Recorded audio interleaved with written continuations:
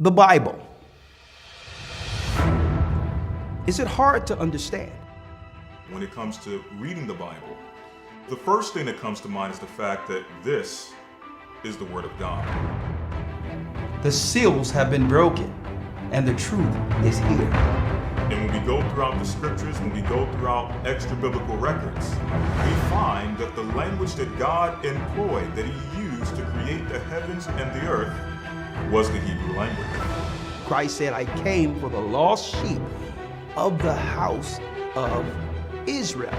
But yet no one, no religious leader, no religious church out there anywhere can now identify the 12 tribes of Israel. Can we?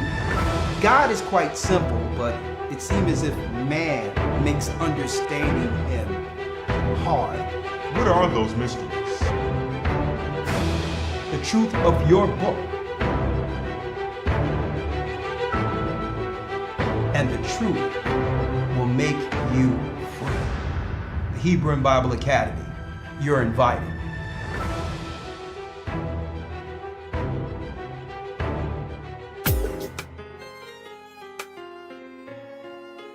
Shalom, shalom. Come on in, brothers and sisters. Come on in. Come on. Blessings. The East is where we're from. Okay. The 12 tribes of Israel. Come on in. I see the family in the house. Come on in. In 721 BC, the Assyrian king, he took us down, we fell. With a great escape, we went through the Euphrates. The Lord held the water still. To a land where no mankind dwelt, we went. The 12 tribes of Israel. That's who we be. Come on. Manasseh, the Cubans, Ephraim from Puerto Rico, and Valley from the Isles of Hawaii. The Lord is calling back Israel. From Panama. Come on in. North American Indians, Simeon, the Dominicans, our highest gathering Israel. That's right, brothers and sisters. The Most High's gather in Israel. I'm Elder Ricard along with Elder Lawyer here tonight for our weekly podcast or broadcast, whichever one you want to call it, with our weekly broadcast for the masses. First and foremost, all praises be to the Most High, Ahaya. Ahaya is his name, in the name of Christ, Yeshua, through the Ruach. I'd like to thank the Most High for giving me breath and another opportunity to come before my brothers and sisters throughout the four corners of the earth. Before they begin to shut everything down, okay, I want to talk about that, all right? Please, as you all know, that's right, this channel is under a shadow ban for some reason. Y'all know the reason, truth. So hit the like button. That'll drive the algorithm towards brothers and sisters who don't know we're actually broadcasting. And after the broadcast, check to make sure YouTube didn't unsubscribe you from the channel. So make sure you check after this to see if you've been unsubscribed without your knowledge.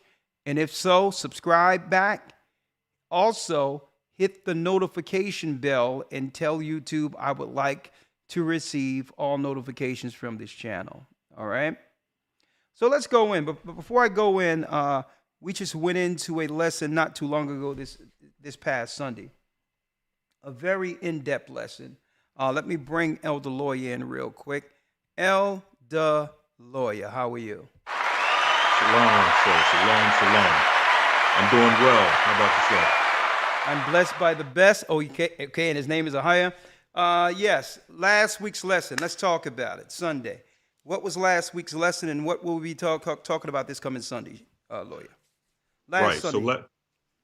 So last Sunday we went into a lesson dealing with the split between Israel and Judah. This time we went a little bit more in depth when it came to the kings that fall in between David, leading all the way up to the last king of Israel, which was Zedekiah. And then we did the history all the way up through the Maccabees, all the way up to the last king, our final king, which is the true King of Kings, Lord of Lords, Christ. So that was a very interesting take we had this past Sunday. This coming Sunday, we're going to be dealing with finding the Ark of the Covenant. And we're going to be dealing with, I'm sorry, go ahead. No, go ahead. I'm listening. Yeah, so in that lesson, what we want to try to do is make sure that we not only deal with the wanderings in the wilderness, but also bring forth some archaeology and some history pertaining to those travels and those wanderings that our forefathers had within the wilderness as they're documented in the Bible. Okay, thank you for that. And yes, if you would like to become a part of this Hebrew and Bible Academy, please go to historytimes.org, okay? That's right, historytimes.org. Also, after we dived into that, I'm going to tell you, the news was absolutely outstanding. We went into some of the laws within the Constitution that's actually the laws of God, actually. There's some of the laws in the Constitution that was set up by God, believe it or not, to protect us. Not saying that the men who constructed, all right, the Constitution were all men of God. What we're saying is a lot of those laws within the Constitution came from biblical principles, and we discussed that. The reason why, lawyer, I like how we broke this down in particular when it comes to the kings of Israel, right? Because many from the conscious community, the so-called pro-black community, which is totally garbage. There's nothing pro-black about these people, all right? When you look at it, it's just a grift, a hustle. But all in all, what I like about going into the Kings is because you have so many people with this back to Africa scamming type of things, claiming that they want all things black and all these others. And they begin to sensationalize Africa or the Mesopotamia area in particular, glorifying the greatness, the technology, and all that came from it. But none of them can tell us systematically throughout time in history, when did we fall, how did we fall, and how did people, how is it some people who are so great, the people who are so great and being sensationalized over here in America are under the foot of all the Gentiles of the earth, not just the white man. How did the kings fall to the depths to be under all races of people? Right. That's a key component, lawyer, they leave out, right? It's more so stroking the ego of people, telling people that we were once great and all that, but not telling us how can we acquire that greatness again. And I love that lesson Sunday because what we did, we showed Israel in our glory. We showed Israel as kings, right? King David, before that Saul. But we also recognized something that was in our people's nature. That was recognized. That we always chose to do what? Chose to turn our back on our God to be like other people. Right? To be like the other nations. Envying how the Gentiles' governments operated and were constructed. And so when the kings started diving into, the evils on the outside of Israel, it would not be before long where the Most High would put our people under these people. And that's a component that the conscious community leaves out altogether. And the reason why they leave it out, I believe, is because they don't want to admit the truth concerning that Bible. If they go into the history of the Bible and realize that we were the people who fell due to the curses, now it brings a level of accountability, right? We had a constitution, we had a construct, a way of life, and we were on one code, one with another and with our God. And because we left off from that, that's right, the Most High's promises, his curses were that, okay, your blessings will be turned into a curse. Okay, so I'll bless you, but you must stay on code. And I believe that last week's lesson covered that. And it also covered the value of what? Our true king, Christ. Right. Exactly, our true king. How that bloodline still runs through our veins today. And it's the blood of Christ, not just the spiritual blood, but the physical blood through the tribe of Judah. And once we get back on code with our king, eventually he'll establish his kingdom on earth with us in position. All right. So that was a great lesson. I'm glad we went into that, delved into that. And also the charts and all that with the academy this quarter has been off the charts, literally. No pun intended. They've really been very, very, very well put together as far as research goes. And Elder Lawyer, I'd like to thank you for the research you've done with it. And hey, let's get this thing going, right? Yes, sir. All right. Let's do it. So we're going into finding the Ark of the Covenant. I'm going to also touch on the gates between this realm and our realm, Earth, and the invisible realm, the gates or the portals. I'm going to talk about that. But more so, I'm going to focus on in this academy this coming Sunday. That's right. Finding the Ark of the Covenant, the greatest weapon known to man. Okay. The cleanest weapon known to man was once in the possession of our forefathers. And the Most High hid this. He had one of the prophets hide this particular artifact. You have Raiders of the Lost Ark, Harrison Ford, and all these others. They just came out with a new Raiders of the Lost Ark, or whatever the case is. And guess what? It was promised that we as a people will get our Ark of the Covenant back. There's a lot of lies out there. They claim that it was carried into Ethiopia. Straight lie. Okay, from the pits of hell. Okay, it was never carried into Ethiopia. We're going to go into the legends, who made it up, all that, the Jesuits' lies who were behind that particular so-called story. None of that never happened. Okay, so we're going to go into that also. Finding the Ark of the Covenant and what happens when we get the Ark of the Covenant back. That and more this coming Sunday. The next Sunday after that, subsequent to that, we'll be dealing with the roundtable discussion, Lawyer. So I'm going to see if we can get some single brothers and sisters they can come over from Jersey, and few in our congregation in Philadelphia. And we're going to sit down with about 10, 15 people, roundtable discussion, the divide between man and woman. How can we get on one accord? Let's talk. And we're going to have a lot of discussion on that the following week, okay? All right. So if you're interested, go to historytimes.org. Elder Lawyer, let's jump in. Let's jump in. Our discussion today, Elder Lawyer, is what? The purge before the mark. The purge before the mark. I don't know how long we've been talking about, in particular, the mark of the beast. Okay. From the beginning of this ministry, it started with us on the corner, had signs out there saying what? That's right, path to the mark. Everything else is just what? A smokescreen. We have to examine what they're putting in place, these evildoers, these Satanists behind closed doors, to progress the world into a one world mark system where what? People are a part of the products. All right.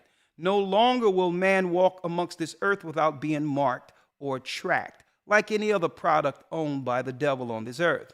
Now, so since we've been charting this from the beginning of our ministry through the Spirit of the Most High, I thought that we would keep an update concerning where we are.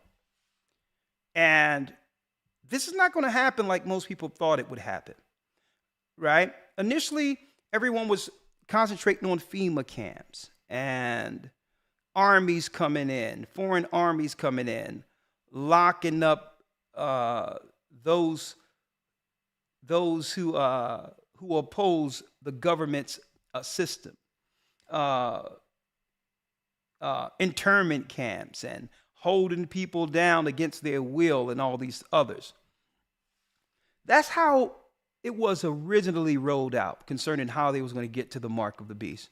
But now as we come closer to this, I realize, Elder Lawyer, that the majority of this is going to happen through the world's participation.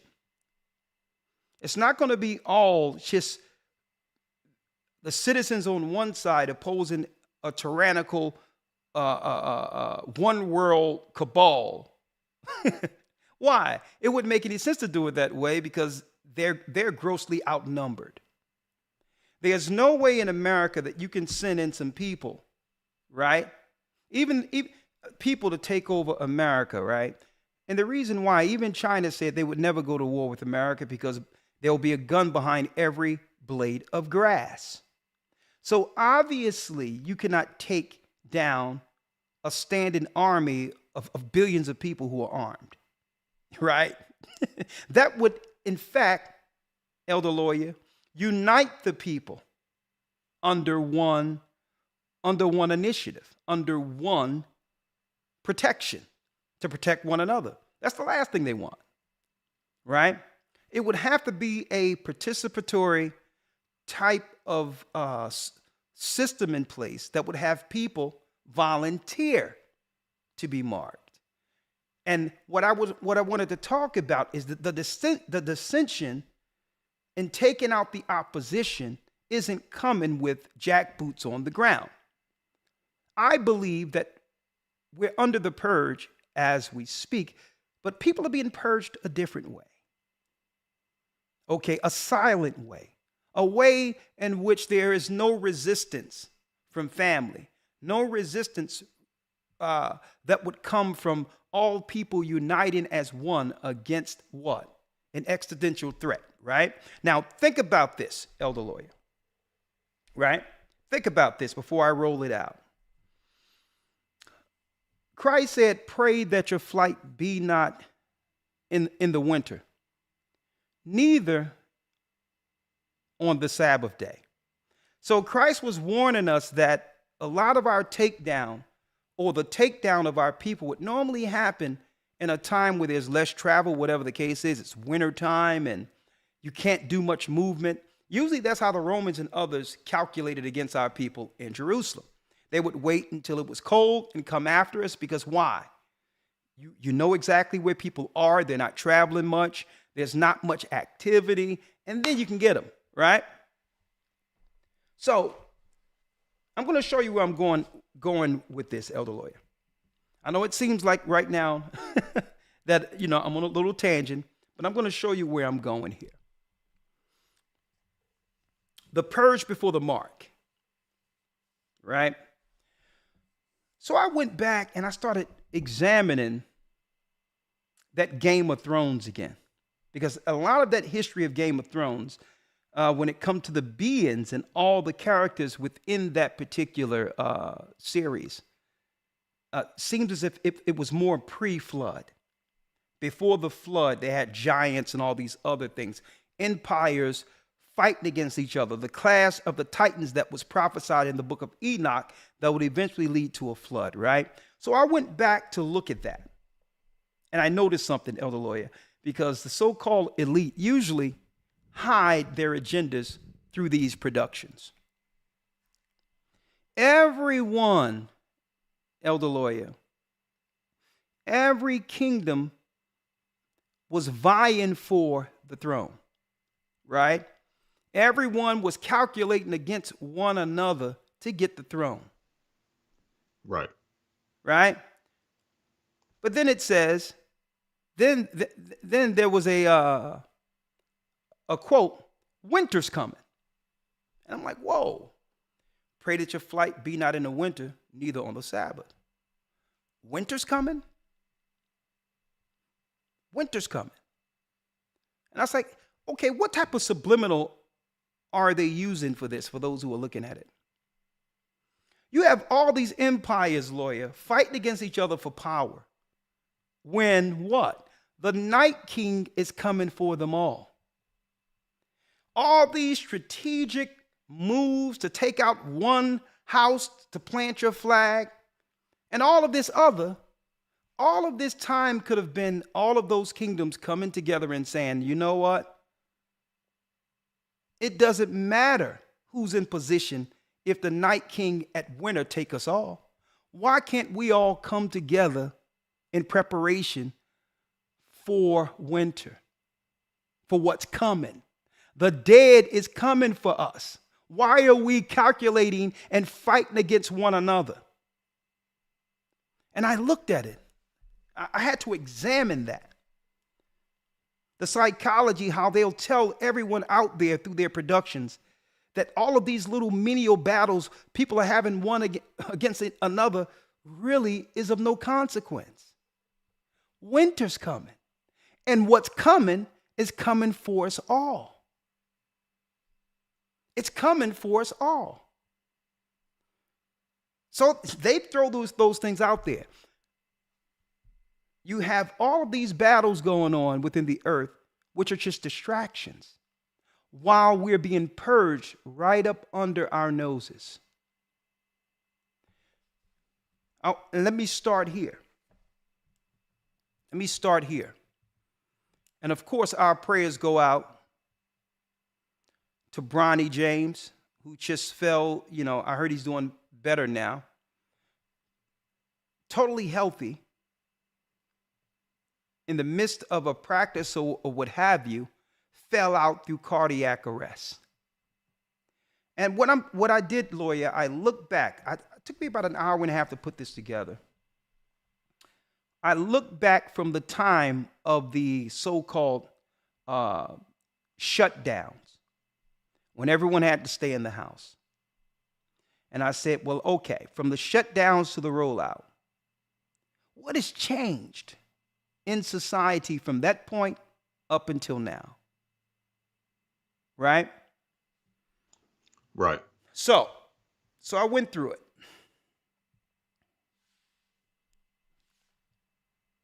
DMX. Rapper DMX cause of death revealed. They claimed it was officially died from a cocaine-induced heart attack. Right? We're going to keep highlighting this. Heart attack. July 8th, 2021, this was reported. Kevin Samuels. YouTube star Kevin Samuels died of hypertension. Medical examiners conclude. And also it went into some cardiac type of issues, right? This was reported July 19, 2022.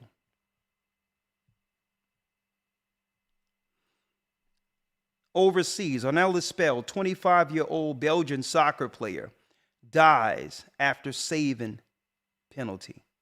This is a disaster. February 14th, 2023, reported. Young men in the prime of their lives just falling out for no apparent reason. AP, Associated Press. We all seen this or heard this at the time during football season. What happened to Damar Hamlin? Out of nowhere, ever since it seemed like something happened after the lockdown. People can suspect what it is. I'm just rolling out the news articles because why? There's a reason for this altogether. Not to say that women aren't suffering from whatever's going on, but I'm hearing more reports. Whatever's going on, it's affecting men also, more so when you weigh this as far as news is concerned. Now, there is a report that a woman who got the juice, this sister who was filming live on Instagram or one of those, went into the room and just fell out and she passed over, right? So I'm not going to say that it's just a male thing, but it seems as if it's affecting men more so than anything, right? Jamie Foxx. And I'm glad the brother's doing well, but he looked like a shell of himself. Other people out there, I don't buy into this clone stuff and all this other stuff. No, no. Right. He's a Hollywood actor, and of course, he's recovering from a serious sickness here, right? He says he went to hell. He'd been to hell and back. So he's a recovering man, but also you have to realize when you are before the cameras, you got makeup, you got your hair tight, everything. So you can't expect him to look like, right. Like the Django character right now. Right. Jamie Foxx says he went to hell and back, and as he breaks his silence on health issues. There's a lot of mysterious scenarios happening here. Okay, that could be just coincidence. Let me put it that way. Forbes, here's a Forbes report where Twitter deletes Elon Musk's claim of what happened to Bronny James. So Elon Musk had his own opinion with a tweet that got deleted. He's connected it to the stuff or whatever the case is, but that's his opinion, but it's out there. And then it's LeBron James, 18-year-old son, suffered cardiac arrest. Here's what you need to know about the condition. So obviously the news can tell us what we need to know about this. Okay? Thank the Most High that the brother is still here. I pray for his speedy recovery, and I hope this doesn't affect him in the future, but it's time for us to understand something is going on. It really is. And what I want to talk about, lawyer, is at the same time men are falling out, strong, athletic men. The same time that's happening, the media, it seems as if the media is making a concerted effort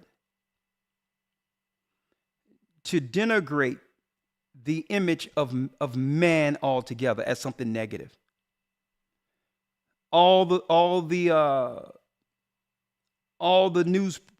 new programs we see within the United States in particular, men are outright buffoons, right? That need to be led, by women and all these others. And I'm looking at this, men is under attack. And of course that would be so, because why? Why? Think about it. If you're seeking to purge or destroy a nation or a people, who do you take out first? The strong. The strong. You take out the men, there'll be no one to protect the women. It's having society topple on itself. Are we under a biological purge? Now, of course, I'm going to come with an answer to all of this at the very end. I'm just putting out the questions. There's many things, Elder Lawyer, that I discussed through the George Floyd thing, through the Spirit of the Most High, when I told people don't go down there, don't deal with all this, through the elections, through the so-called mail-in ballots, to the point where right after that, it seemed like one thing was happening at a time, giving people no rest. It was one event to the next. And then through all these things happening, then next thing you know, they tell everybody they have to stay outside. Some disease come from China, stay in the house. And then mail-in ballots. Mail-in ballots, Biden is in. Right? It happened all through the Trump thing first. Then it switched to who? To Biden. The next thing you know, all of these things started happening. Now, it happened during the Trump administration too. I remember. But now I believe we're seeing a lot of the fallout from all of this, right? I believe right now is the first time in a long time, Elder Lawyer, that society in particular have went back to some level of normalcy. And that in of itself is alarming. People have put their guard down. But I'm still looking. I'm checking it out. And guess what? The residual effects we're seeing right now is reverberating. It's happening. Everything that I said was going to happen during that time is happening for those who didn't stand on Christ during that time. And it's going to be from one purge to the next. And if you failed that test, what are you going to do? Because don't forget, Elder Lawyer, the first test was incentivized. Remember? Stay home. We'll send a stimulus. Remember that? Right. I mean, people in the hood, our people thought reparations came. What would they call it? POP loans, or what they call that thing? PPO? PPP. PPP loans. And I mean, you had people who didn't know what a job was, collecting unemployment. Never had a job. I mean, you had the stimulus check, you had the Social Security check, you had the welfare check. I mean, check. I mean, I heard some people at this time saying, I don't care if we ever go back to norm, we getting paid. Right? Right? So that leads us here, Elder Lawyer. The switching bait. Back to 2008, 2009 on the street path to the mark, when Elder Lawyer, I told everyone, everything else is a facade. They're going to lead us to the mark of the beast. Fair use, Elder Lawyer, I'm going to let you hear it first, and then I'll let others hear it. We'll hear it all together, okay? Yes, sir. Fair use for educational uses only. Fair use. Where's my fair use thing at here?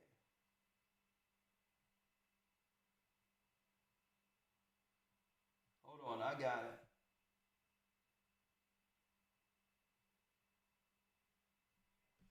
Hold on, I get it. One moment.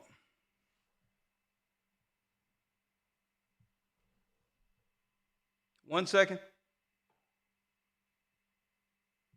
I do it like this. Add fair use right there. Fair use. I'm gonna let you hear it first, Elder Lawyer. They've been getting us years for years like this.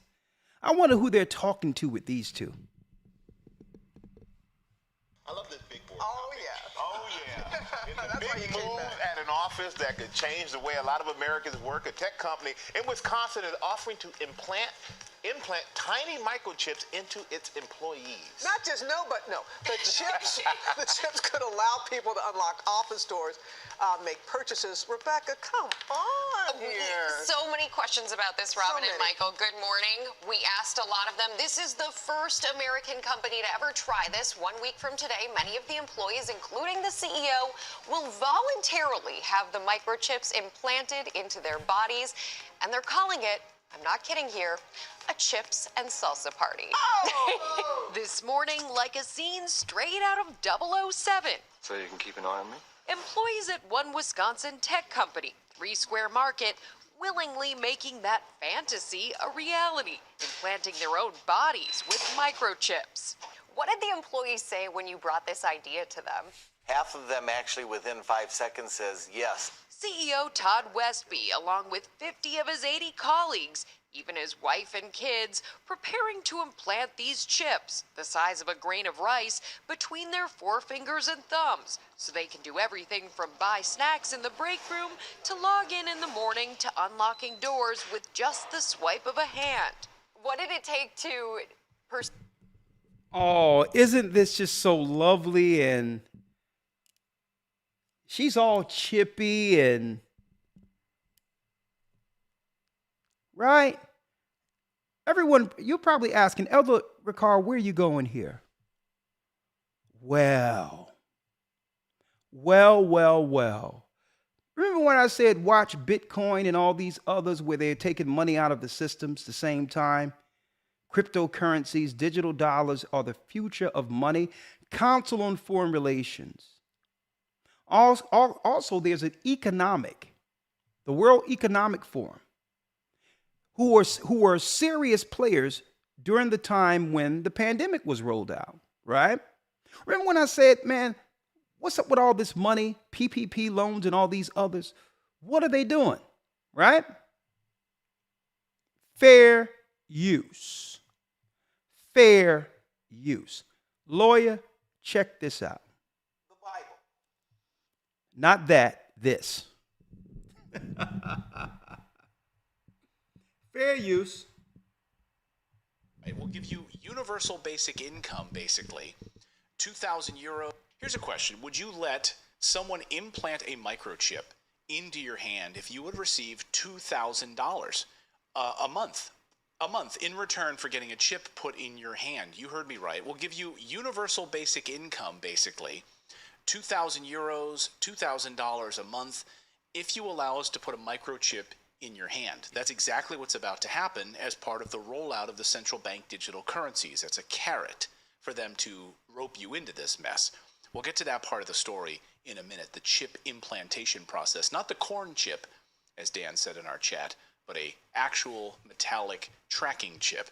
But a new report just published this week by the Bank for International Settlements explains how our new digital money system is about to work. We've been warning you that this was coming for a long time on this show. Also, we weren't the only ones predicting this.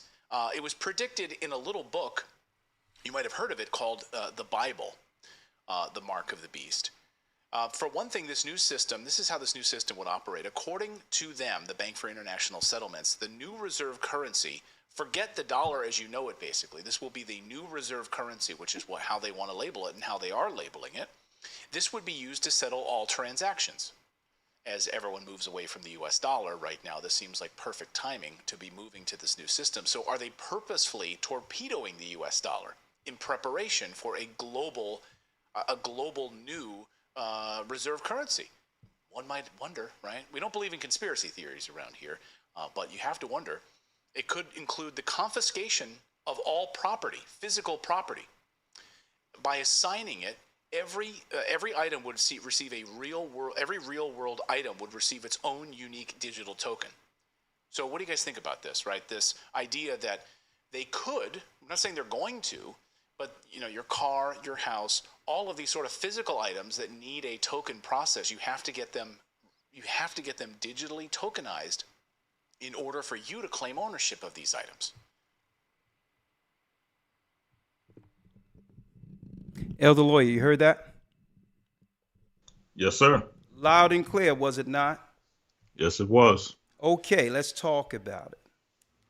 And let's be real. If we had to put a percentage, because I got some paperwork, I got some stuff I wanted to show during the news program, during the news this coming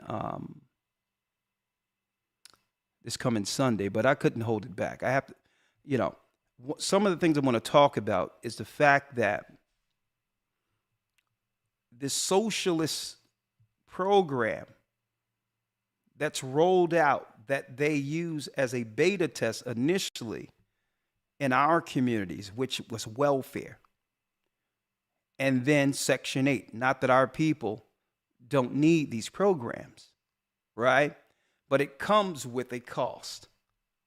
They was rolling out a social, I would say, beta test for the New World Order, that eventually they would bring the whole world under. Think about this. Welfare, WIC, Section 8, right? All of these other, what they call privileges or programs.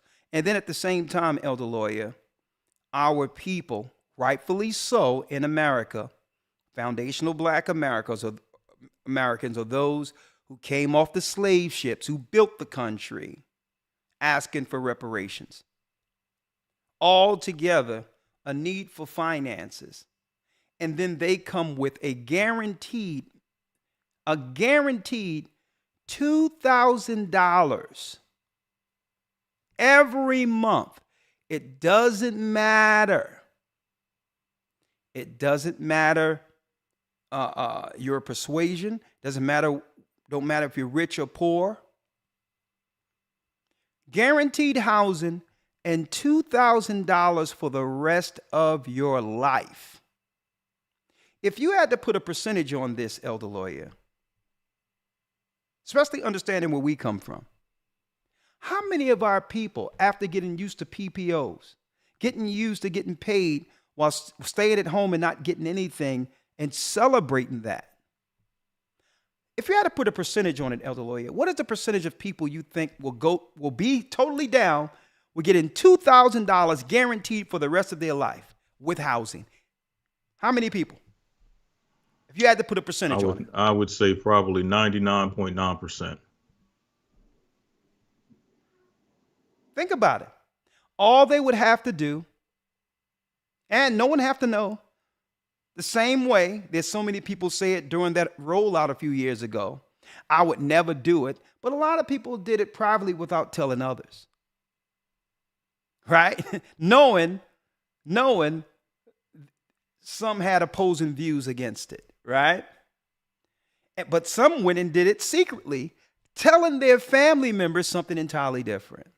So it'll be totally anonymous. You can go to the DMV or your doctor's office, patient-doctor privilege, or you can go someplace, probably the monetary systems, or it could be already set up where the same place you got your juice, supermarkets, whatever, they can have a specialist come through and just take care of it privately for you.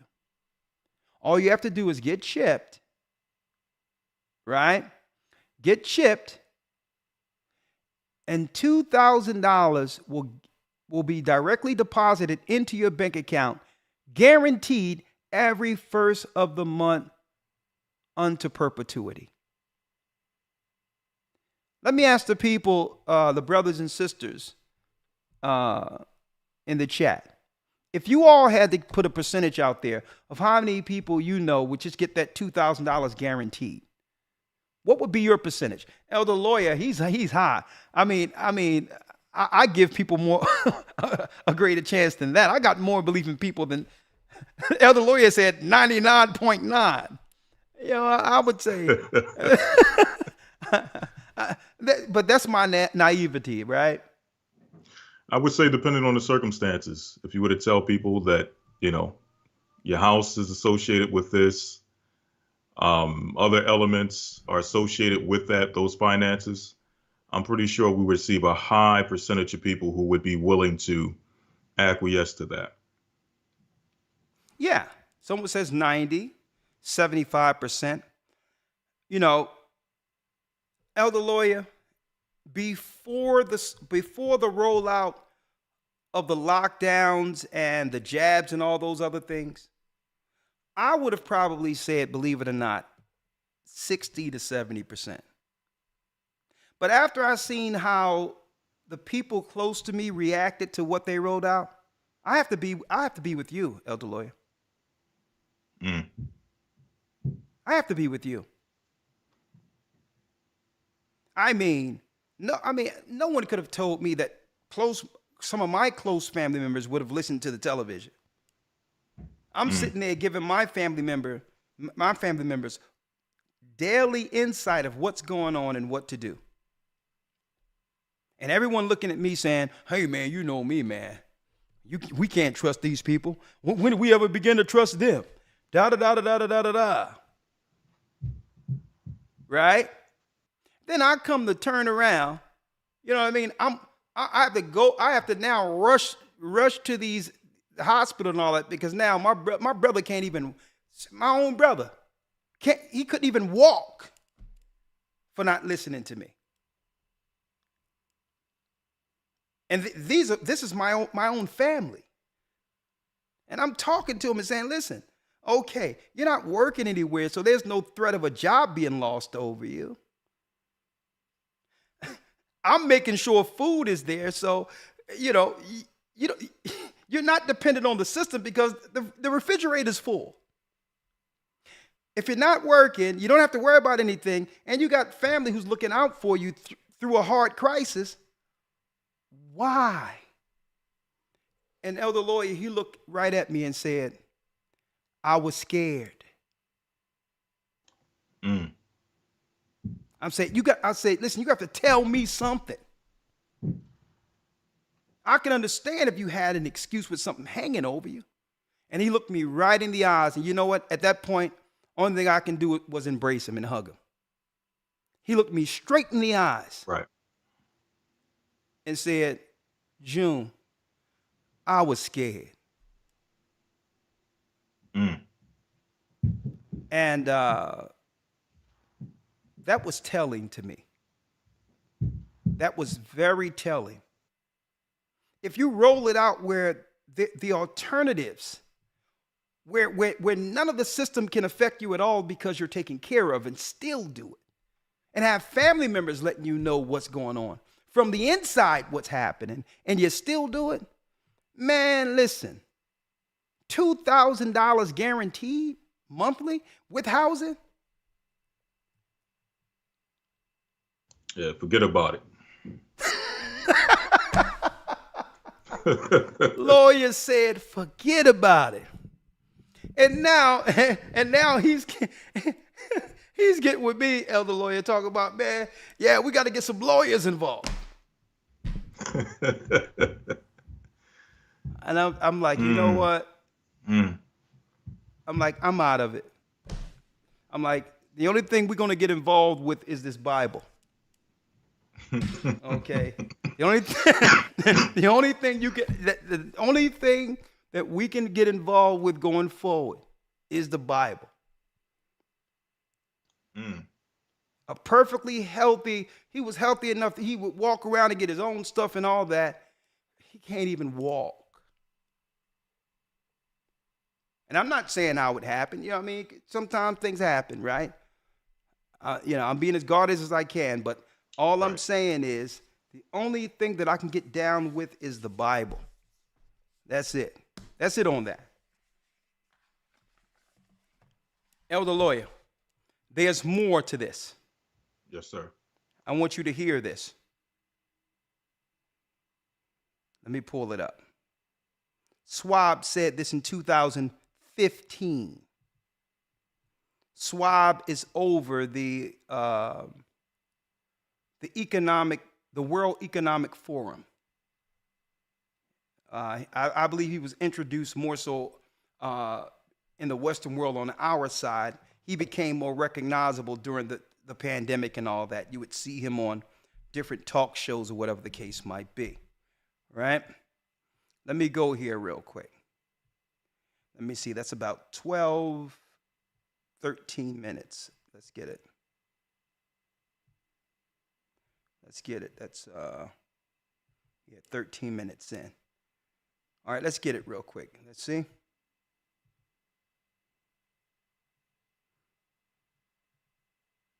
Fair use. In 2016, listen. Aujourd'hui, au bout de ça, Hold on.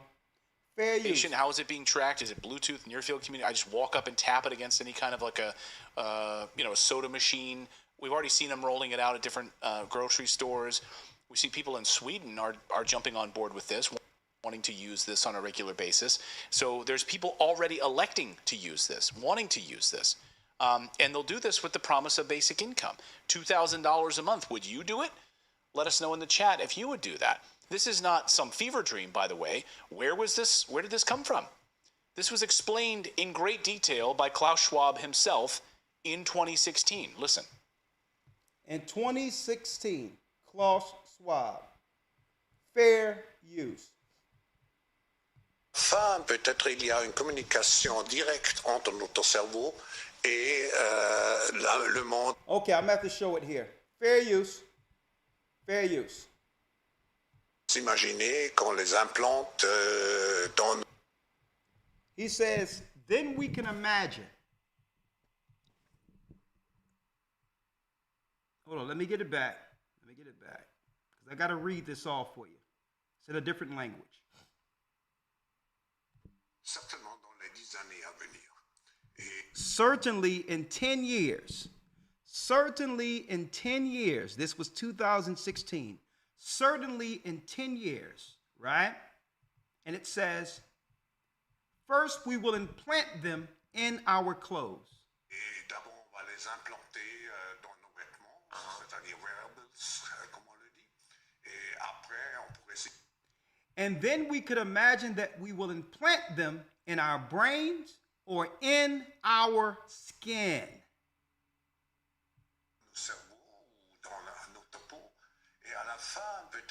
Hold up, I need y'all to see this. Let me put it up so y'all can see it. And I'm going to tell you, brothers and sisters, this is surreal. After teaching this on the street before there was any internet, we were talking about this, folks. Before YouTube.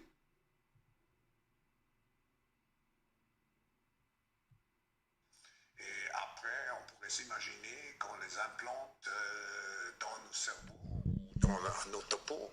Et à la fin, peut-être il y a une communication. And at the end,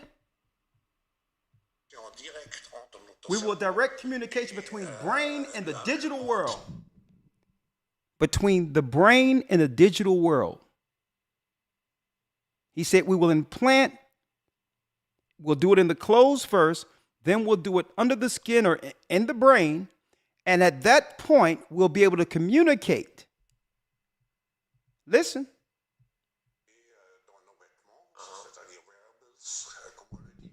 Et après, on pourrait s'imaginer qu'on les implante dans nos cerveaux ou dans notre peau. Et à la fin, peut-être il y a une communication directe. There'll be a direct communication between the brain and the digital world. You are now linked to the alleged beast. Folks, lawyer. That was 2016. That was 2016. That interview was done overseas. I don't believe that was ever played once in the United States. The same Klaus who had a serious voice during the whole lockdown and all these others during the same time, the World Economic Forum. But in 2016, he said in 10 years, the communication will be in the skin or in the head to communicate directly with the digital world. And that was 2016. So we're looking at what? That's right. 2025, 2026. I told everyone, look at 2025 seriously. Seriously. And for all you who don't believe in the Bible, you so-called Hotep hustlers, explain it. Explain the digital system that God, Christ in particular, that Christ gave John on the Isle of Patmos in the book of Revelation. And because these people don't want to believe, it goes back there again. They'll try to claim it was some written code through conspiracy, through some Marcion brothers for the elite to have a blueprint that they would follow. Right?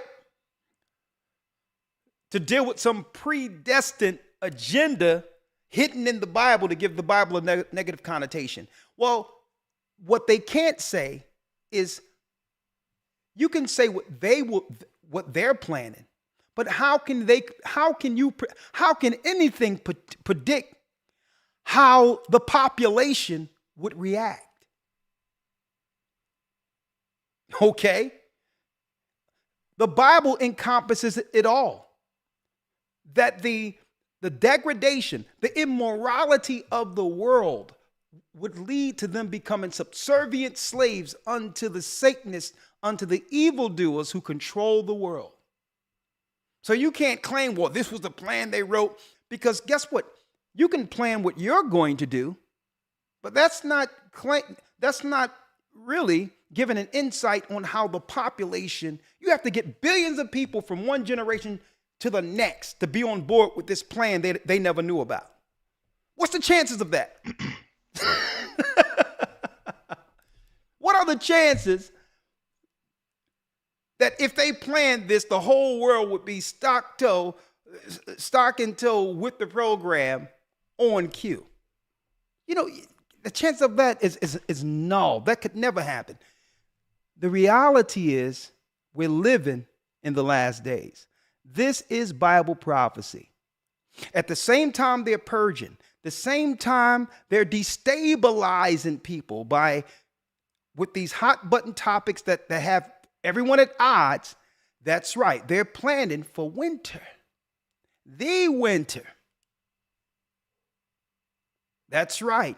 Where the dead come for the living. So the best thing we can do is do what? Operate from a heavenly view. We have to see this prophetically as it was given to the righteous within the Bible and not get caught up within the muck of it.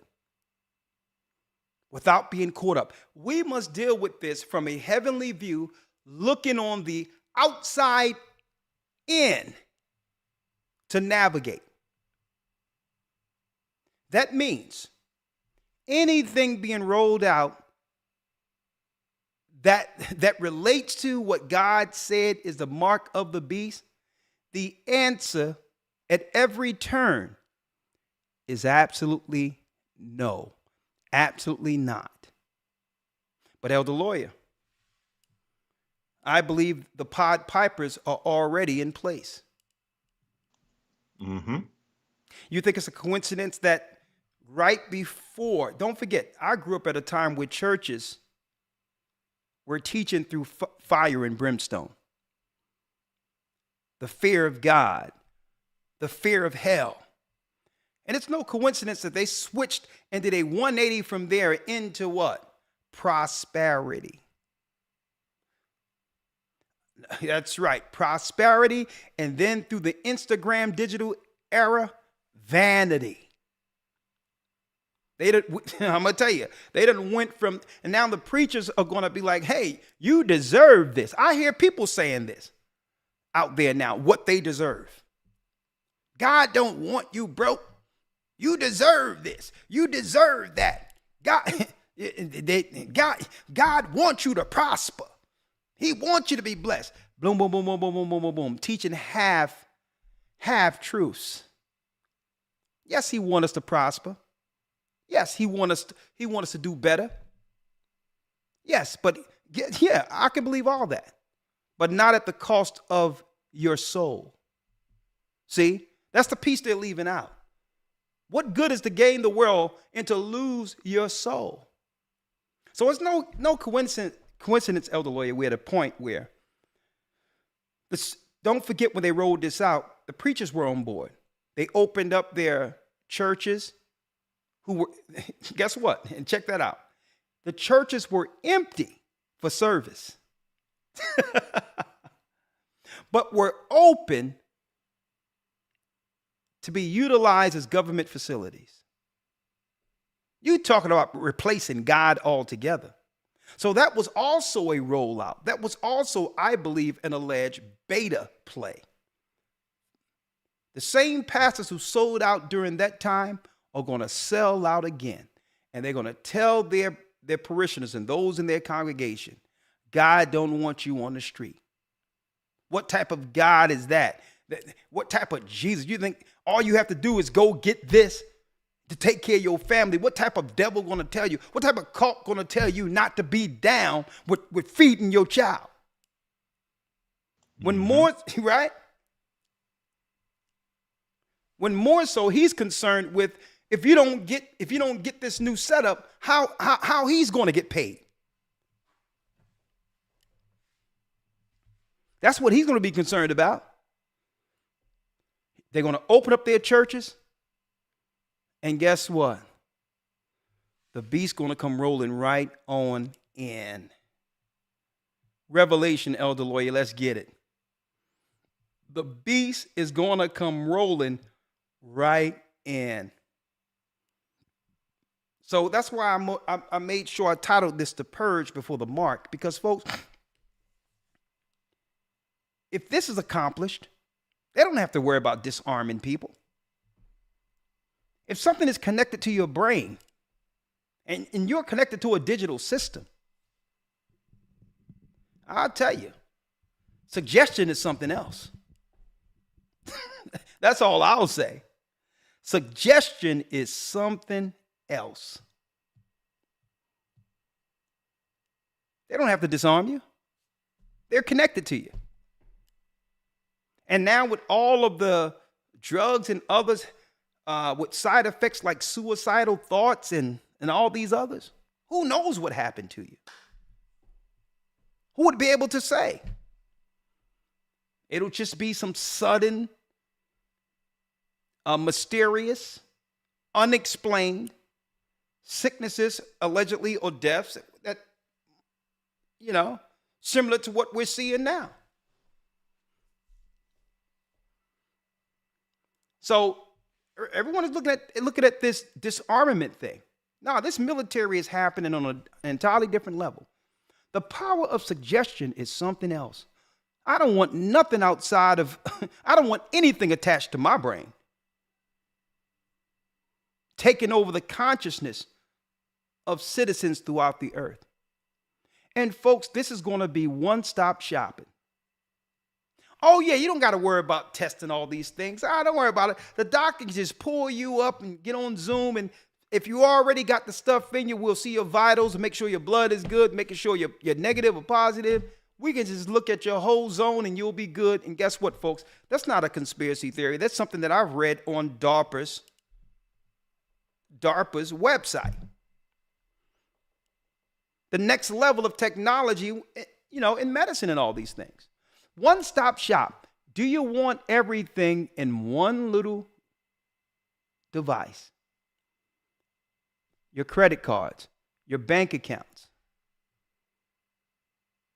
Your credit cards, your bank accounts.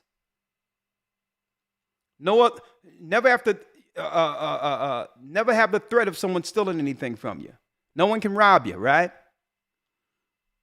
Your Social Security, your passport. Okay. Your body monitoring system. And not only that, Schwab said this is how people will connect to the internet. Let's hear it. Elder Lawyer, let's get Revelation before I open up the lines here. Yes, sir. I'm gonna bring in Schwab for a second. But I need someone to tell me, how did John know this? How did John on the Isle of Patmos know this? I'm going to pull up the Bible.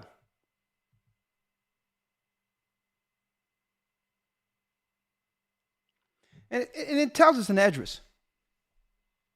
See, it tells us in Esdras also that they shall put you out of your houses, then it shall be known who are my elect. Everyone can claim they're down with God when there's nothing to lose. I'm going to tell you. I thank the Most High that years ago, I walked away without a care in the world. And it taught me something. What it taught me is the earth is the Most High's footstool. He built he made this. This is the place our God rests his feet. Okay. And what I learned is, in this house, he provide for his. It doesn't matter locale.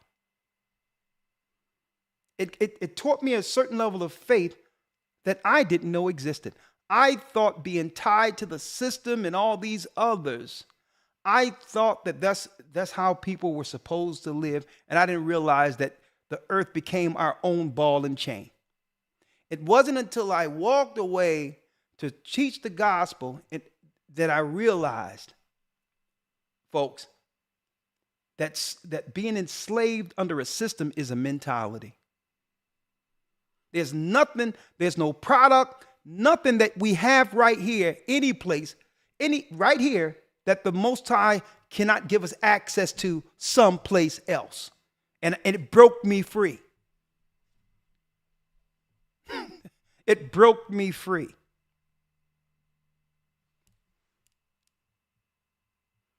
So we can walk away at any time, knowing that the Most High provides. And it's not provided by just sitting around doing nothing. Okay? That's right. If a man don't work, he don't eat. So I'm not saying that the Most High is divvying out stimulus checks. What I'm saying is, if you're willing to work in the spirit of the Most High, he'll provide any place on this earth. But how much faith do people have today? We're about to find out. We are about to find out. Let's go there, Elder Lawyer. Let me get the Bible. Yes, sir. All right, 1 second.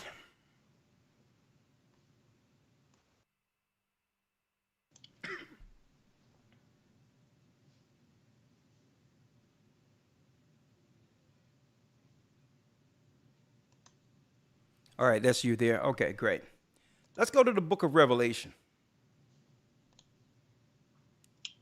Yes, sir. The purge before the mark. People are falling like flies. No sooner as all the men, the strong men, are taken out of the way who would protect. After they get finished socially engineering a gender war that's going to further divide man and woman, where there'll be no men to protect the women at the end of the day, because that's what they want anyway. Right?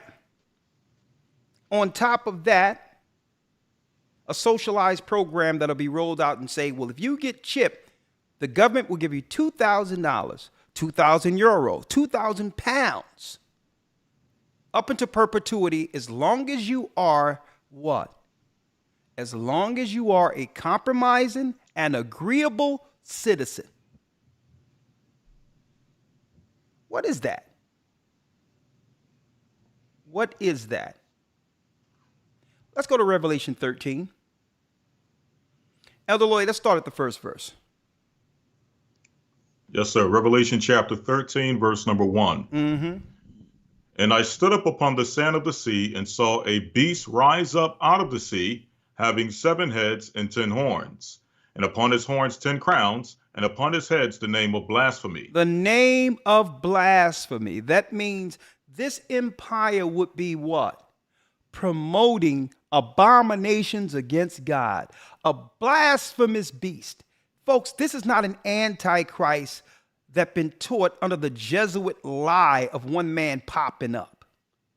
When you go into the book of Daniel, there was 4 beasts, which are 4 empires. It have nothing to do with one person standing up saying they're God. Then you have the false Jehovah Witness take on this, their ideology, which is warped, claiming, well, this is going to be an opt-in program. If you believe, you don't have to worry about it, because why? The unbelievers are just going to opt into the mark of the beast, and all of the believers aren't going to have to worry about it because God is going to protect them somewhere private. That's a lie. Christians believe that they're going to be raptured up before some boogeyman comes. Lie. Thessalonians is talking about the last trump when Christ returns. You will not be disappeared. You will go through the tribulation. Okay? The tribulation, another word for that we can put here this evening is the purge. And I stood upon the sand of the sea and saw a beast rise up out of the sea, having 7 heads and 10 horns. The 7 heads represents what? The 7 mountains from whence Rome sits on. And the 10 horns are the original European countries. Edomites, it's a red beast. Esau's empire ruled from Italy, from the throne of Rome, whom King James himself said that the throne or the seat of Satan is in Rome. This black man named King James said it himself. Oh, yeah, hold on. I think I'm making it up. 1 second here. Let me see if I have this here. One moment.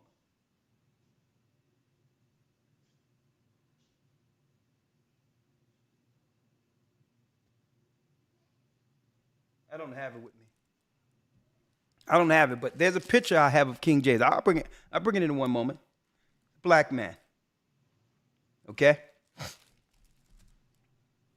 Blasphemy. That means they will be pushing blasphemous activity under their societies, to destabilize through the power of divide and conquer. They don't care about your sexuality. They don't care about your rights. They don't care about your victims. You being a victim. Okay? The only thing they care is that they can divide the systems and people against each other on sexual lines, color lines, or whatever the case is, as a form of control. So they will use blasphemy because they know that does what? That upsets the righteous. Blasphemy, read the second verse. Yes, sir. And the beast which I saw was like unto a leopard, and his feet were as the feet of a bear, and his mouth as the mouth of a lion, and the dragon gave him his power and his seat and great authority. So who gave this beast his great power? Satan himself. That's right. That's right, folks. The angel Samael under what? Under Jewish legend. The angel Samael is the angel or God of Edomites. He's the God over Rome. Look at it in your Jewish encyclopedia. Samael is Satan. He gave Rome their power. And it says a leopard, the feet of a bear, but the mouth of a lion.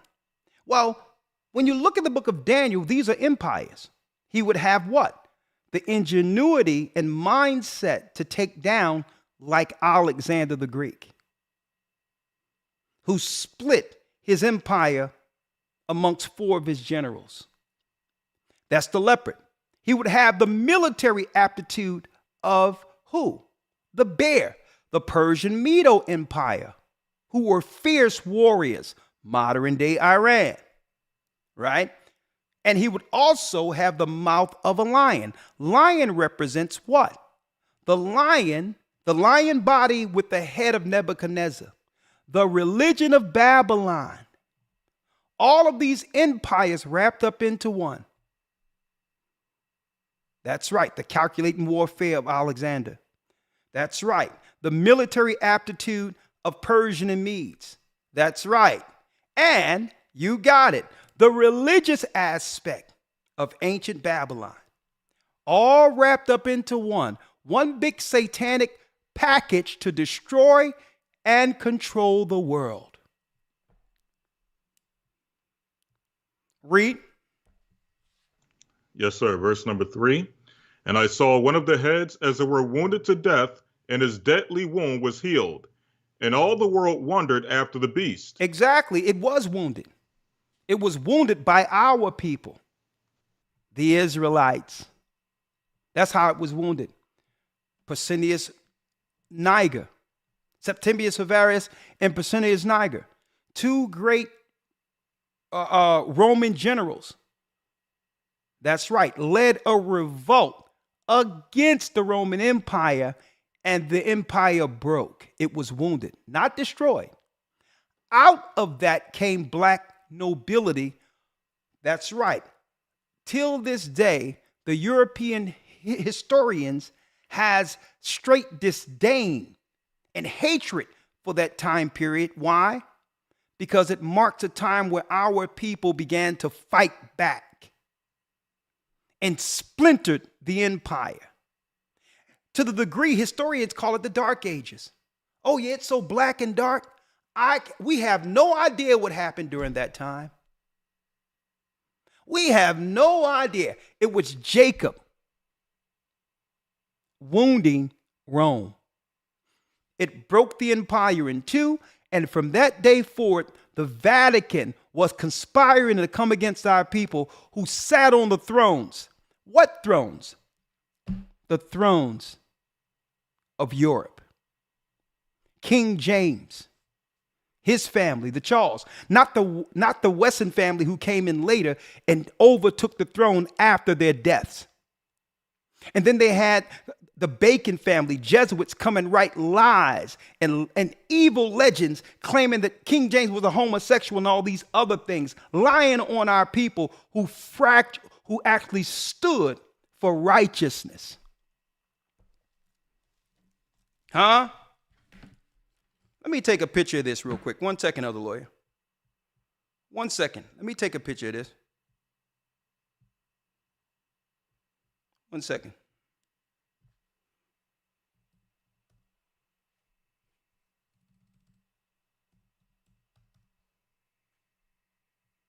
Mm-hmm. As a matter of fact, I think I have it here. 1 second, lawyer.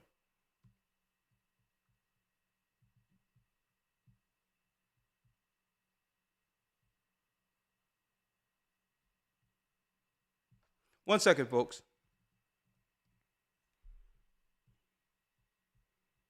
Yeah, here it is right here.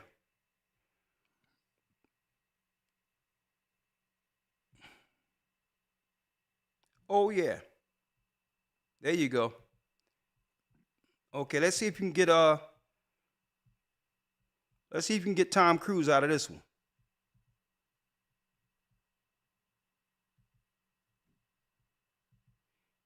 King James 6 and 1st, and the reunion of Christendom.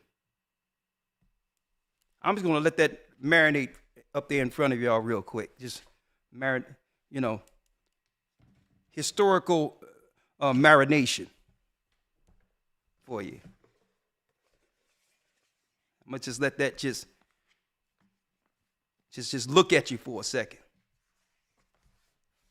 Okay. Huh?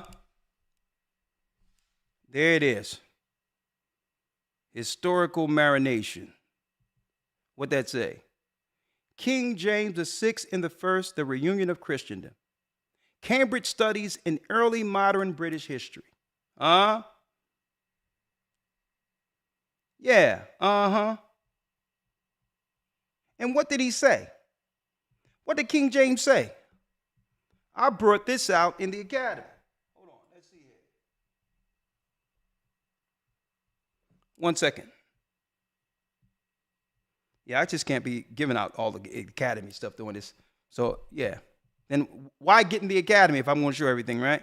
But anyway, I can show you this. I can show you this. In front of every Bible, King James says that what? James, by the grace of God, King of Great Britain, France, and Ireland, defender of the faith. Who was he defending the faith from? Who was he defending us from? The Vatican, Rome. Oh yeah, check this out. Great and manifold were the blessings, and most dread sovereign, which Almighty God, the Father of all mercies, bestowed upon us, the people of England. That's right, folks. We ruled England. When first he sent your majesty royal person to rule and reign over us, for whereas it was expectation of many who wish not well unto Zion. Look at this, folks. Who wish not well unto Zion. Unto Zion. So King James was seeking to defend us from the Roman Empire. He was standing for Zion. Folks, how many of you knew that that's on the first page of your King James Version Bible? Why he authorized its translation. He was trying to defend the true doctrine against the satanic Roman Empire.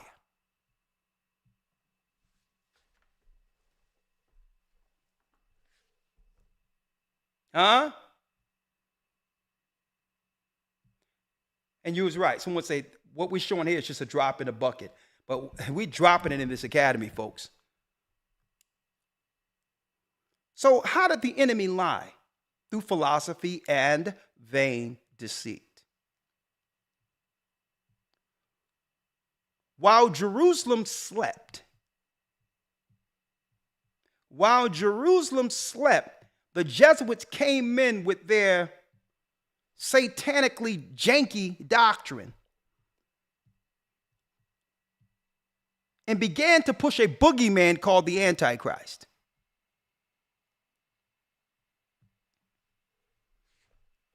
They began to push some one man popping up as if they're not working in league with the Gentiles, Psalms 83, against us, and are conspiring to bring in a new world order and help Esau get rid of his little brother Jacob. Huh? Oh, you thought we weren't? You know what? They don't care if we know already. They knew we was going to find out. They just needed a system in place that by the time our people would find out, we would be so destitute. We would be too destitute to do anything about it. They knew we would find out, but they would just destroy us to the degree where it doesn't matter anyway. Right? But we win. Let me put that. In these prophecies, Jacob wins. And we win if we endure, have faith, and stand on our God. Fourth verse, elder lawyer. And they worship. Yes, sir. It says here, and they worshiped the dragon, which gave power unto the beast, and they worshiped the beast, saying, who is like unto the beast? Who is able to make war with him? Who's able to make war with our empire? Who can set up a system such as ours to control through warfare, through psychological warfare, where, guess what?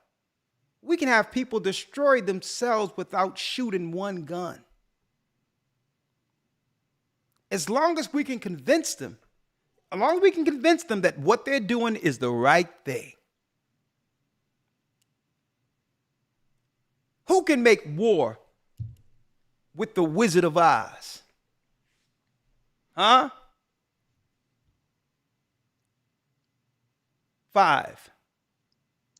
Yes, sir. And there was given unto him a mouth speaking great things and blasphemies, and the power was given unto him to continue 42 months. That 42 months break down from the time of Christ's birth unto the consummation.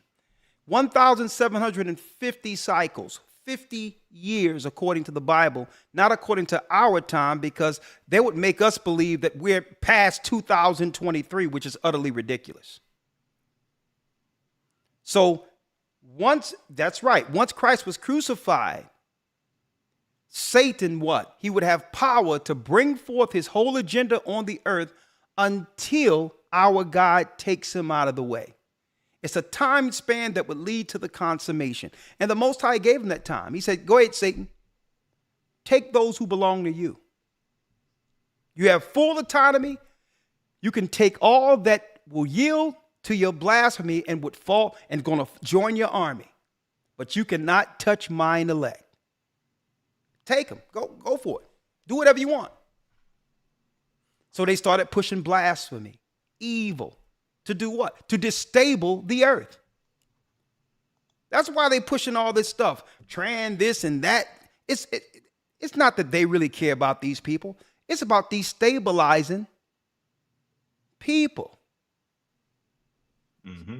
That's all it's about. That's the beast. He pushed all this blasphemy knowing that what? It's going to leave a bad taste in those who believe in God's mouth.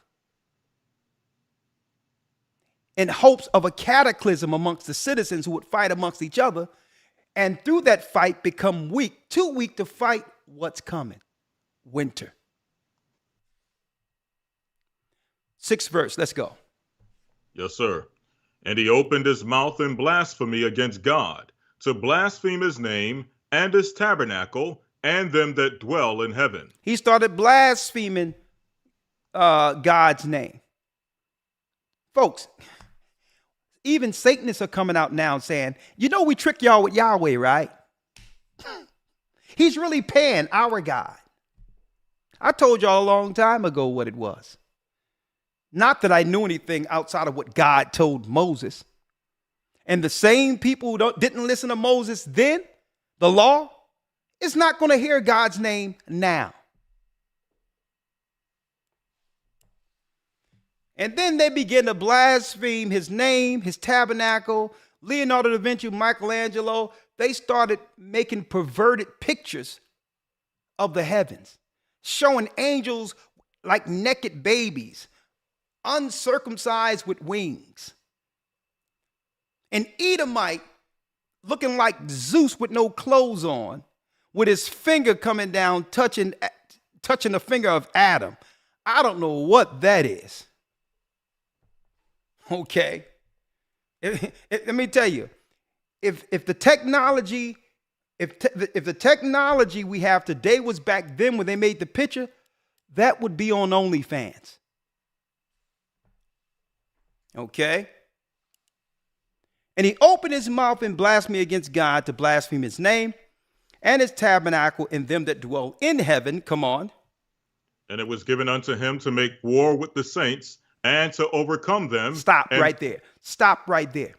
So now the Most High is letting you know the Romans' true agenda is to war against the saints. He ain't talking about Mother Teresa here. He's talking about the children of Israel. We are the saints. The saints of God. He's speaking of the children of Israel. The disciples were saints. The prophets were saints. Our people are the saints of God. And who warred against us? The Roman Empire. And after that, subsequent to that, celebrated our downfall. Celebrated right now on the side of a Colosseum in Rome. It's showing what? The Roman people coming into our temple after pillaging our temple after the destruction of Jerusalem in 70 AD. And that's when we ran into Africa, when they destroyed our people. We ran into Timbuktu and parts of Africa. And then the Arabs, Ishmael, found us in Timbuktu and reported back to who? Rome, against us. The Arabs and Esau working in tandem like they always do against their little brother, Jacob. Come on. Yes, sir. Verse 7. And it was given unto him to make war with the saints and to overcome them, and power was given him over all kindreds and tongues and nations. So that means Esau is in charge of all nations right now. The United Nations, the first of the nations. He's over the World Economic Forum. That's Esau. And all of these nations, Asians and others, are lockstep running behind him in war against the saints. Read. Yes, sir. Verse number 8. And all that dwell upon the earth shall worship him, whose names are not written in the book of life of the Lamb slain from the foundation of the world. And they know they aren't written because this speaking of, in particular, Amalek right here, where the Most High said, write this as a memorial, that Amalek will be what? That's right, utterly destroyed from off the face of the earth. They're not written in the book of life. This is why they conspire against all that's right when it comes to our God. This is why in their media they promote blasphemy, evil. They promote us as everything wrong, as if nothing go wrong with any other people.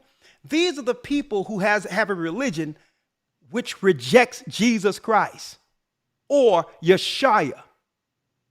Every religion that rejects Christ wholesale publicly is an anti-Christ religion.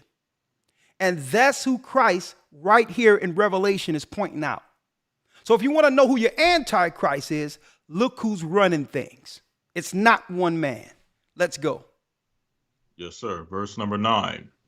If any man have an ear, let him hear. Clue. He that leadeth into captivity shall go into captivity. He that leadeth in the captivity. Who owned the slave ships? Who owned the bill of sales? Who owned the trade ports from one country to the next? See? Who owned these things? I'm going to let y'all go into it. But guess who made money off of this? Guess what? America was built off of slave labor. And Elder, I still believe after what they're planning with this money, this $2,000 per people and all those who receive this RFID chip allegedly, I wholeheartedly believe that they're going to try to tie this to reparations. They're going to say, here's your reparations. If you go get the microchip, I don't know, I'm just guessing right here. You go get the microchip, this can be your reparations.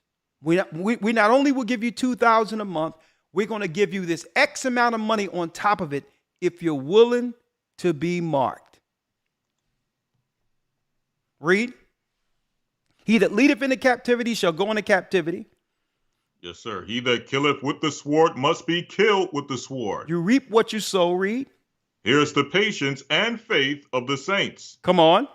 And I beheld another beast coming up out of the earth, and he had 2 horns like a lamb, and he spake as a dragon. And he spake as a dragon. So a new empire was made out of the old empire, which became America. Okay, it's not speaking of one person. Read. This is why your presidents all kiss the ring of the Pope. If you want to believe history that there was some type of independence where America broke free from England, guess what? I live in Philadelphia. I can guess what?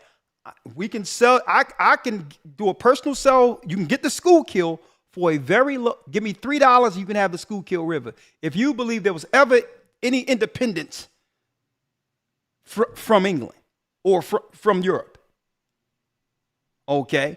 The Schuylkill, they cleaning it up right now. $3, you can have it. That's how confident I am in my assessment that a lot of this history they gave us was bogus. To push some level of separatism or some type of patriotism outside of the country who created America. There have never been independence from Europe. There's places in America named strictly after England right now where they have a la carte in different parts of America they travel to and own. Another lie. They broke free from England. When? Read. He exercises all the power of the first beast. Read. Yes, sir. Before him, and causeth the earth and them that dwell therein to worship the first beast, whose deadly wound was healed. So everyone must pay homage back to the Roman Empire and the ideology that comes with her. An image. An image. Elder Lawyer, speaking of the image, I even have a video I'm going to show this Friday of how they was able to sell the American dream to us. It's called the New Negro Family. It was a PSA called the New Negro Family. Oh, these Negroes are not like the Negroes who we grew to know. They like houses and they have their children and their refrigerator. They sold this like a PSA to our people. It was a PSA public announcement on television doing what? Breaking the ice between the whites and the blacks who were coming in from the South. They had a PSA called the New Negro, an image of a new. Now, while we ran to the cities to live the life of Leave It to Beaver and them, right? We ran to the cities to live the city life. Esau did what? He did an end around and took all the land we fled from and industrialized it. It's because we wanted to become we wanted to have our image as the so-called white Northerns. It was a PSA called, they was publicizing this all in the South. Do you want to be like the new Negroes? No outhouses, okay? Y'all have outhouses. You know what we had? Land. We had land. We left the land to go to the cities, and Esau did an end around and took all of that land that's worth millions now. And how did they lure us out? That's right, folks. With a marketing ploy called the new Negro. Wait till y'all see this Friday. I'm going to bust this out on Patreon. Had us running to the city, the bright lights, leaving it all, taxes accumulating and all that. I don't need, man, it's fun over here. And Esau said, you stay right there, okay? Did an end around and took all the property that was given to our people after slavery. I'll deal with that later. You can't trust him. Let's read it. Yes, sir. Verse number 13. And he doeth great wonders, so that he maketh fire come down from heaven on earth in the sight of men. That's his warfare, read. And deceiveth them that dwell on the earth by means of those miracles, which he had power to do in the sight of the beast, saying to them that dwell on the earth, that they should make an image to the beast, which had the wound by a sword and did live. When it says an image, folks, it's almost like an avatar. It's a lifestyle. And you're only accepted if you operate within the image society accepts. It's a lifestyle that was created. And in order to what? To sustain that lifestyle, it comes with compliance. And the compliance is with the beast who have blessed you to have the image. See? And this is why it's so important what I'm going to show with Schwab, elder lawyer, who stated that there will be a token connected to property. Well, you got to get the chip because in order for you to actually operate get your property, it must be connected digitally to all of the property that has a token or a digital print. If you don't have a chip, then guess what? There's no person attached to that digital property. So the property is not confiscated. They're going to claim that you gave the property up. Look how slick this is. They're going to claim, well, there's no digital print connecting you to it. So, hey, I guess we need to auction this off. That's how it's going to happen, folks. If you want to deal with the image, the lifestyle that's been afforded through the beast, you must comply. Read. Yes, sir. Verse number 15. Yep. And he had power to give life unto the image of the beast, that the image of the beast should both speak and cause that as many as would not worship the image of the beast should be killed. So if you're not down with the system, you're a threat. You're a threat, or you're a cult. Because you want to be down with God, you don't want to accept the image they're putting forth, which is blasphemy, right? You don't want to deal with the image of debauchery, right? You don't want to deal with this confusion they're putting out. You're not down with the Baphomet, which is what? Male and female fused into one being. You're not down with the intersexual way of things.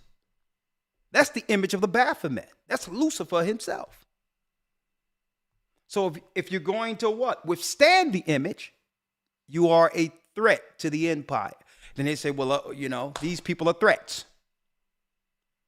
And folks, hey, elder lawyer, I don't know if you see what they're doing with AI right now. They can have it where you sit before a camera, speak for a couple of seconds, and they can take your image and your voice and do a full commercial with you're home sleep. And there's a full commercial with you're walking into stores and all that. You're selling your products.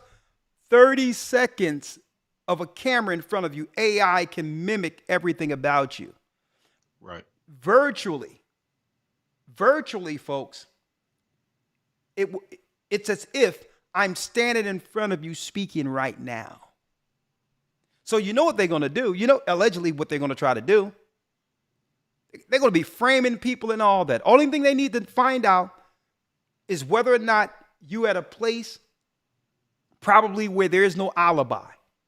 And that's not hard to do, tracking your phone and seeing that you're alone by yourself with no one around you. And at that time, they can show that you did something, right? Did something criminal or whatever the case is, and frame you right there. If there's no alibi, you're guilty.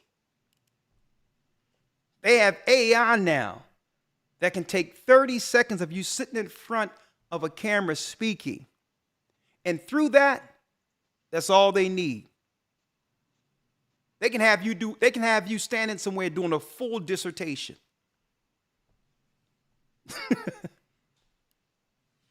So here we go. And guess what, folks? I firmly believe, and I believe, I'm alleged, I'm going to put this out there. There's a demon behind AI. And I have the right, as a believer in the Bible, to believe that. That's my religious belief. That's it. That's all I'm going to say that. I religiously believe, according to God, that there's AI is a devil. Okay? It's a devil behind that. Let's read it. Yes, sir. 16. Verse number 16. And he calls of all, both small and great. And he calls of all, both small and great. Rich and poor. Rich and poor. Free and bond. Free and bond. To receive a mark in their right hand or in their foreheads. Stop right there. This is John on the Isle of Patmos. Christ opened what? Opened his eyes to see the future. The technology that would lead to what? One world under one power, Satan. He calls of all, both small, great, rich, poor, free, bond. It doesn't matter who you are. You can be a homeless guy on the street or Donald Trump. To receive a mark in the right hand and on the forehead. Let's break it down real quick. Let's break it down.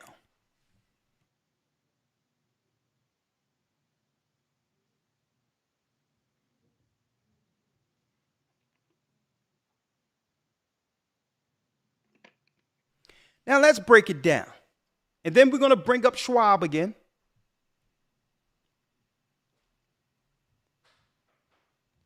What verse were you at there, Elder Lawyer? That was verse number 16. 16, charagma. Charagma. A scratch or etching that is a stamp as a badge of servitude. Right? It goes to Greek 5482. 5482. Let's get that real quick. Let's see that. 1 second.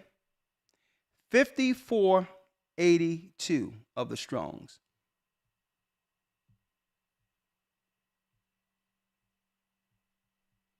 One second. See if I can pull that up. But it's the etching of the skin as what? A badge of servitude, a perpetual slave to the system. A perpetual slave to the system. Right? And then when you go into the Greek, 5482, it's what? Carax. To sharpen to a point. Skin. The idea of scratching a stake. That means a point goes in. A military mound or circumvallation in siege, a trench. So it's a point that goes inside, according to the Greek. As if John is being shown a syringe entering the skin, administering a mark. Check that out. This is not conspiracy, it's prophecy. We are living in the last days. Products. People will become products. And then it identifies the people who will be behind pushing the system. If you can read correctly. Right? How do we know this? That no man might buy or sell. That's products. Save he that had that mark. Or the name of the beast. Or the number of his name. And now it's giving us some insight on what people would be pushing this. Here is wisdom. Here is wisdom, verse 18. Let him that have understanding count the number of the beast, for it is the number of a man, and his number is 666. His number is 666. That's quite interesting. His number is 666. Let's see what an inverted hexagram looks like.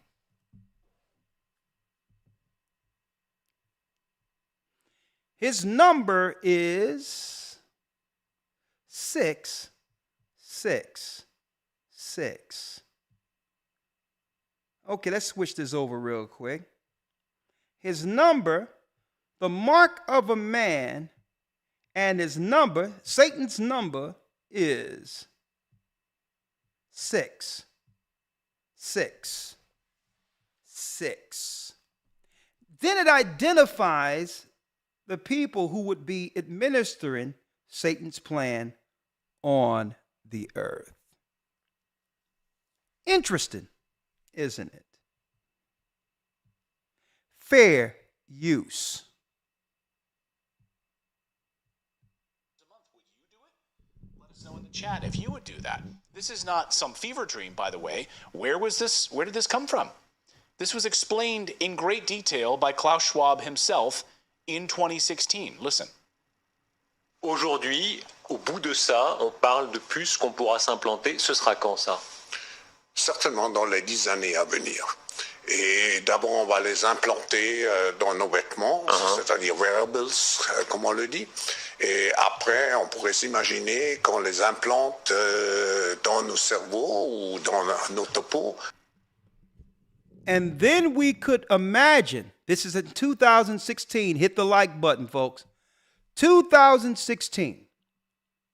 And then we could imagine that we will implant them in our brain or in our skin. What?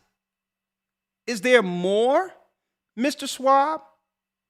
2016 was this interview. Huh? Et à la fin, peut-être il y a une communication directe entre notre cerveau. And in the end, maybe there will be a direct communication between our brain and the digital world. So, Mr. Schwab, who are you, pray tell, connecting people with? Who's in the digital world you want people to get connected to? We're talking realms here, folks. It's a gate between this world and the world we can't see. et le monde digital. Ce que nous voyons, c'est une sorte de fusion. What we see is a kind of fusion of the physical, digital, and biological world. Elder Lawyer, do you remember me saying that this stuff that's being rolled out may prepare people to receive the digital technology that's coming? Yes, sir. Now, those who didn't survive it, well, guess what? It's the survival of the fittest. They couldn't move to the next level of what? Human evolution, according to these people, allegedly. Fair use. Klaus Schwab, 2016. Du monde physique, digital et biologique. I need y'all to check that out, folks. Let me go back and play the whole thing.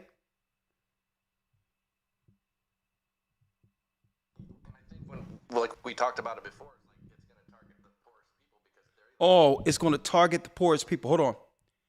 I have to do this for the sake of copyright strike. So hold up 1 second, folks. Let me straighten this out so there's no strike here. 1 second.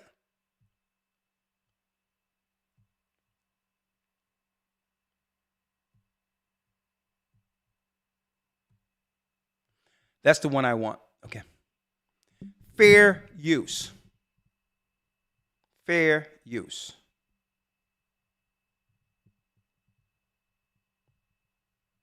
So now we see the people pushing it, obviously. Right? Let's go back here a little bit. Fair use. because it's going to make life easier for them. It's like you get this stipend plus your income. This is going to make it easier for you. Yeah, I mean, that's the thing. I think this is going to work. This is how they will get people. We will put you on a universal basic income, and you will be given a certain set of parameters how you can use this income.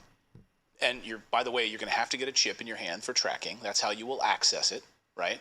And additionally, you will then you will be capped at certain purchases. Your carbon footprint will be tracked. What are you buying? Where are you going? And the idea, of course, that, this is only for purchases. We won't be able to track your physical location, your whereabouts. Really? Communication, how is it being tracked? Is it Bluetooth, near field communication? I just walk up and tap it against any kind of like a soda machine. We've already seen them rolling it out at different grocery stores. We see people in Sweden are jumping on board with this, wanting to use this on a regular basis. So there's people already electing to use this, wanting to use this. And they'll do this with the promise of basic income. $2,000 a month. Would you do it? Let us know in the chat if you would do that. This is not some fever dream, by the way. Where did this come from?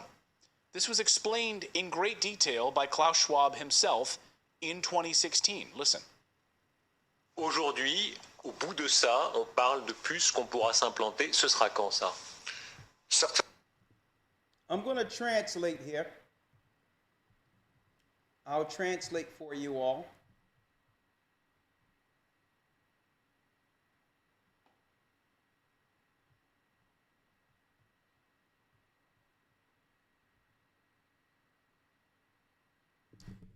Certainly in the next few years,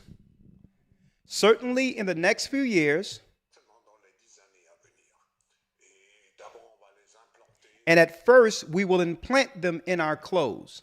So the people will have it in their clothes first.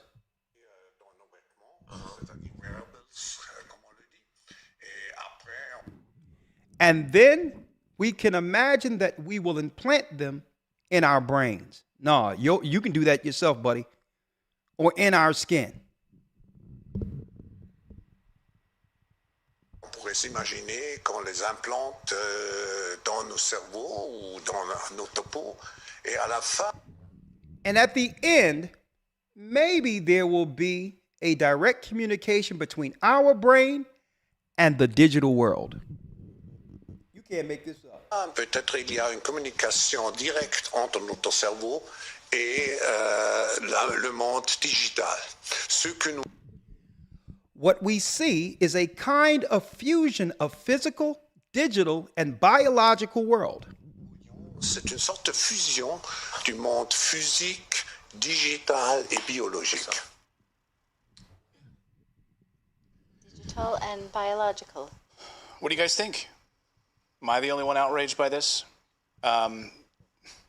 They want to inject this and to be able to control our monetary policy. I know this is a little hard for some people to swallow, but they are doing it, guys. I mean, this is what's coming out with this reserve currency. This will be, and I have to ask the question, I'll ask it again. Do you think they intentionally torpedoing the US dollar in favor of this currency? It makes it unattractive. And they want us to move away from cash to begin with. That's been the plan all along. But I mean, the writing is on the wall here, guys. I don't know. This is the kind of thing that I want to sort of put aside and be like, no, until I cannot any longer. Until they're knocking at your door. We're here for your chip installation. Right. Natalie, where's your hand? I guess I'm more prone to consider something like this after the pandemic. You heard her? Hey, they putting it together. They should have gotten the academy, Elder Lawyer. They'd have been known. But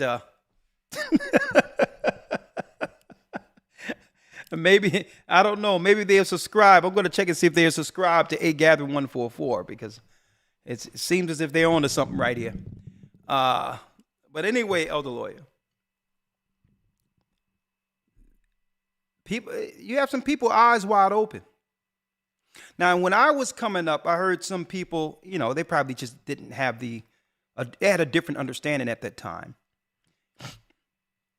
You had some Israelites saying that, as a matter of fact, I grew up under those. I was a general there. So we were teaching in the 90s that the mark of the beast was anyone working for the system. It wasn't an actual chip. And I noticed some of the same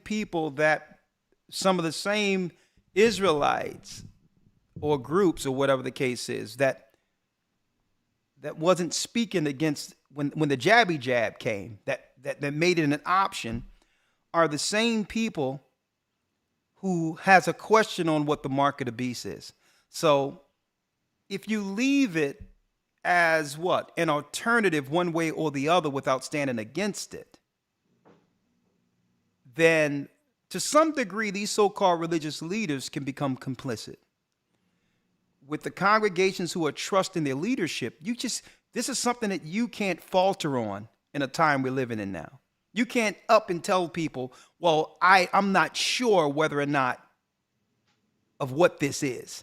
When people are depending on you, your aptitude and your connection with God to guide them in times of uncertainty. So if we learned anything during a crisis, people become wishy-washy who are confident otherwise when things are normal. What are they going to say, Elder Lawyer, when this is rolled out?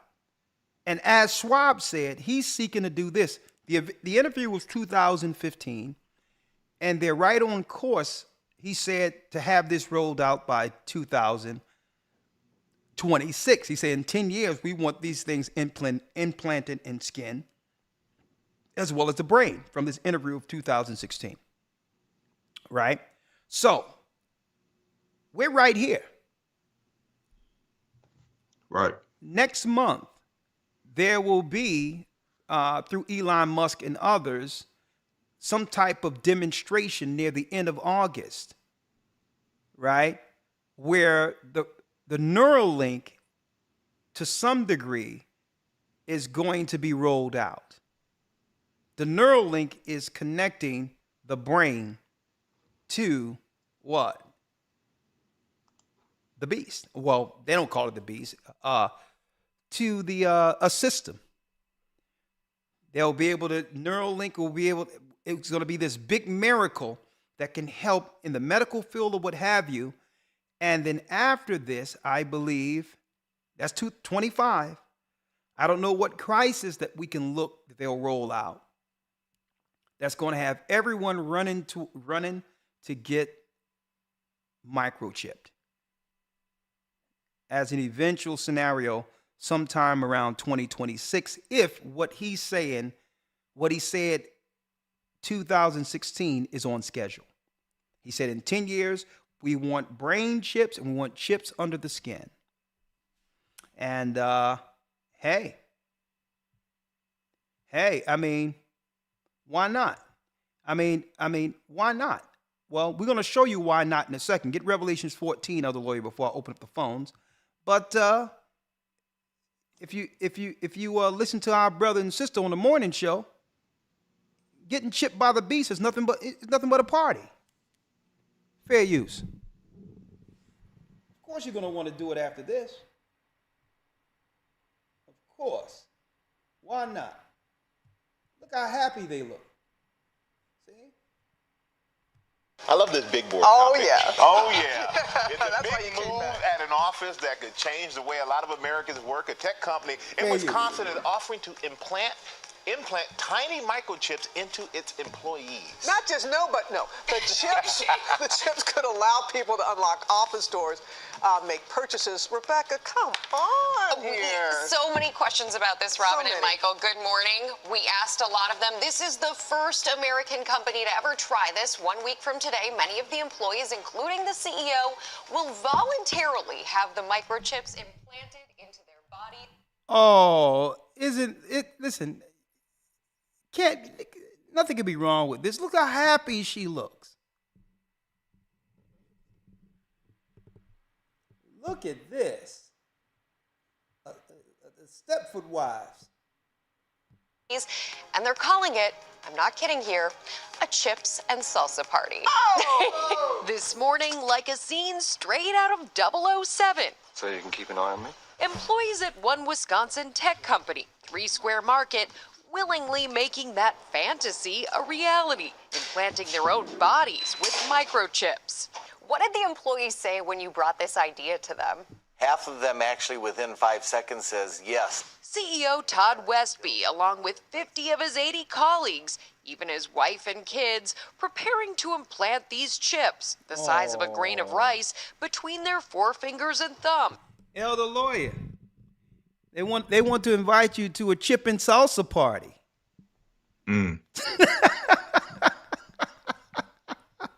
They're so corny.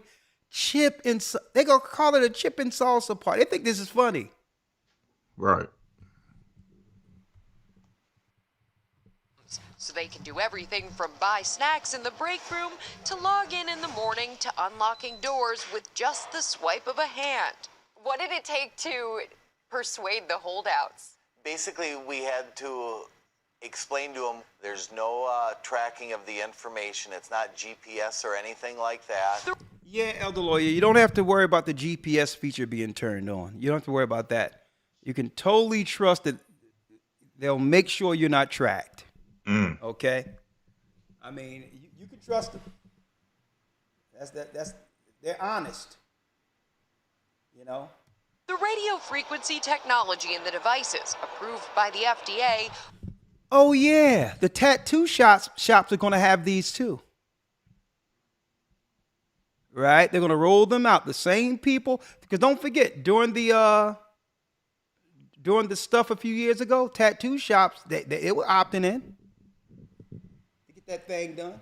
Right. Will be inserted with a small needle by a licensed technician. Some internet experts warn that the convenience could come at a cost. Many things start off with the best of intentions, but sometimes intentions turn. We've survived thousands of years as a species without being microchipped. Is there any particular need to do it now? Participation is optional, and some are holding out. There's always the fear of infection, so it's the unknown right now. But many are excited to... Infection? Is that our concern? What about burning in hell for an eternity? She's talking about in fear of infection. We're going to show you the infection. If you're looking, man, we're going to show you the infection in Revelations 14 in a second. To give the new technology a try. I think it's kind of cool. Just pop it up there and it'll work. Just pop it up there. It's that simple. So to give you a sense, here's a grain of rice. The chips will be inserted like this grain of rice right here between your thumb and your forefinger. And most of the employees have opted in. It is voluntary. One size fits all, I guess. Now, what happens if you get the implant and then you're like, I don't want this anymore? So they told me, in case this happens, you pop it out. You literally push it out the way you would push a splinter out of your hand. Yes. Okay. Are you on board? No. The brother said, he put on a Bullwinkle hat and said, to the no, no, no.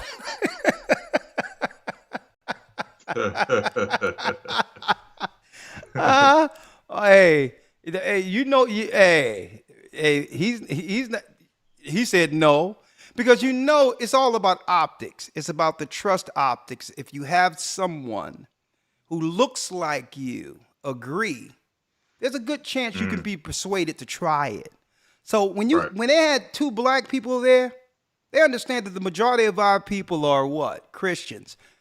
Grew up in the Christian church, and regardless of the exegesis or the philosophy out there, the mark of the beast have always been a no-no within our community. Mm-hmm. We've been waiting for it. We didn't know who was going to administer it. We thought it was one man that was going to pop up with that Jesuit lie of one Antichrist. But all in all, our people have always been thumbs down on getting the mark of the beast. So how do you do it? Through their propaganda, Elder Lawyer. Of course, you'll put two black people before us and say, ha, ha, ha, ha, chip and salsa party.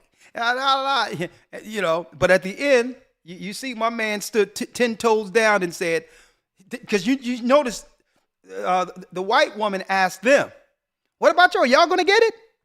And he said, Bullwinkle, no, no, no.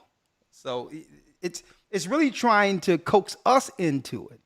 But I believe they're going to get a large number of us if they do it with a caveat. And I believe, Lawyer, that's that connection with the stimulus check and all these others, free money. I believe that's going to be a carrot dangling that our people just can't resist. If they can get the pastors on board first. A matter of fact, I need to ask a question real quick. 1 second. I'm going to call a pastor real quick. 1 second. Real live here. Live. I'm going to call a pastor that I used to know. 1 second. Yeah. 1 second. Yeah.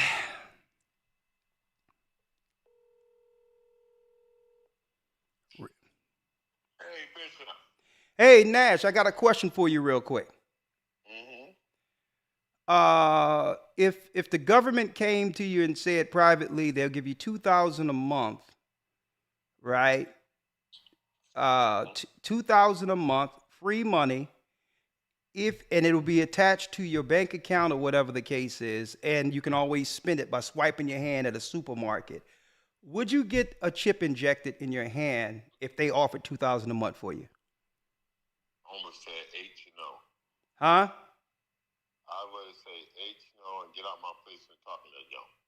Yeah, and you would make sure you tell those in your congregation the same. You'll do a Bullwinkle on them. Hell to the no, no, no is what you're saying. That's what I would do. My brother from the same mother. Talk to you soon. All right. All right. Hey, we even got pastors on board. They waking up. That's right. Hey, that was a pastor live. Hey, listen, you can say what you want, but you know what? I believe that the government is going to tighten the screws. It could be during a serious crisis where it's the perfect storm that will force people into doing it. Right? Suppose it's a thing where it's a perfect storm, Elder Lawyer. A lockdown. The same time the lockdown is happening, there's stuff that's being administered again, right? Jobs are not allowing people into their businesses. Bills are piling up, right? And then when it comes to whatever disease or whatever that's working, now they're getting the schools involved saying that, listen, you're unfit by not making sure your children are good. So because of this, we're going to step in and cut off any subsidies you might have, such as SNAP, welfare, Section 8. You must comply or you're out of here. And you'll be able to do it privately without anyone knowing. So I'm going to revisit this conversation with him later because, I had a bone to pick with some of the pastors during that time when everything was shut down, where they thought as a viable option to keep things going to allow the government into their buildings. Now, and the reason why I had a problem is you can do what you want as a pastor. It's up to you. My problem is, elder lawyer, hold on. Here's my problem.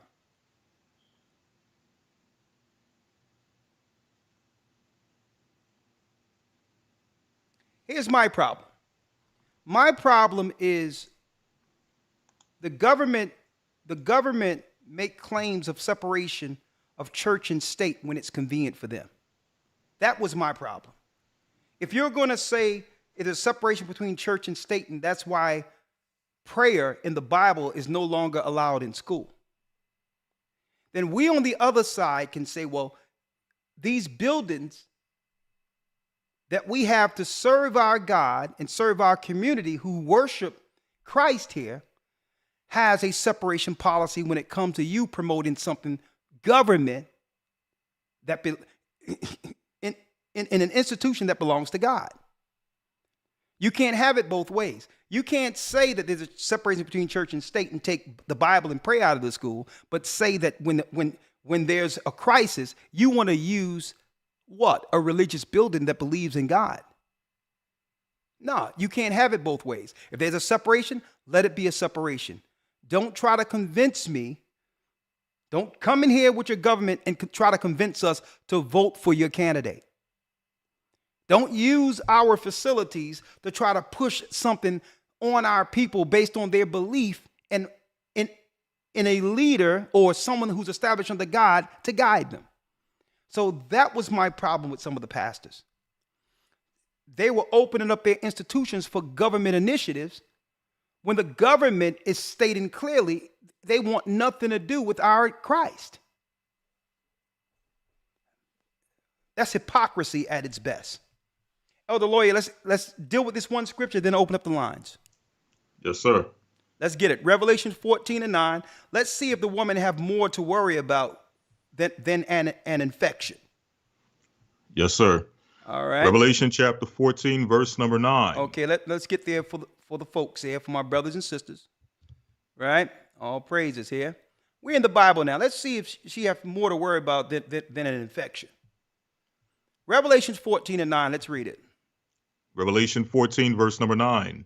And the third angel followed them, saying with a loud voice, if any man worship the beast and his image, and receive his mark in his forehead or in his hand, the same shall drink of the wine of the wrath of God, which is poured out without mixture into the cup of his indignation. Read. And he shall be tormented with fire and brimstone in the presence of the holy angels and in the presence of the Lamb. The Lamb is Christ. Christ isn't having it. Read. 11. And the smoke of their torment ascendeth up forever and ever. Read. And they have no rest day nor night, who worship the beast and his image, and whosoever receiveth the mark of his name. Here is the patience of the saints. Here's the patience of the saints. The saints ain't having it. Read. Here are they that keep the commandments of God and the faith of Yeshua. See, that's key. Even for Israelites who say, let's keep the commandments. It's a lack of faith. It's a lack of faith accepting or pushing the initiatives which are anti-God. And the beta test happened a few years ago. That's right. When so-called Bible believers and leaders were buckling under government pressure when it came to their initiatives. That was the test. If they were wishy-washy then, you have to keep an eye on them when the chip rolls out. I'm going to tell you this right now. So you can't claim that I'm following the commandments, but then you show forth a lack of faith during a time of crisis. Right? Elder Lawyer, anything you have to say before I open up the lines? Because this is what I need to know. Someone says 501c3. Let me make it clear. Those under 501c3 didn't have to comply to that. Right. Okay, they didn't have to comply to that. Now, we're not 501c3, but I understand what 501c3 status is. Okay? You could have had 501c3 and not opted into none of that. You could have just kept your doors closed. Or, believe it or not, you could have actually kept your church open. You could have kept it open. I know many pastors kept their church open all the way through the whole thing. Through the pressure and all that. They had measures in place, but still they kept it open. So no, 501c3 doesn't make it where you're forced to do what the government says. All right? No, it doesn't do that. Right. Okay? It's more so a tax status. So that a church or a nonprofit can operate as a nonprofit without having to worry about the tax. But 501c3 does have some things in it that can actually take powers away from those who once had power under religious scenarios, okay?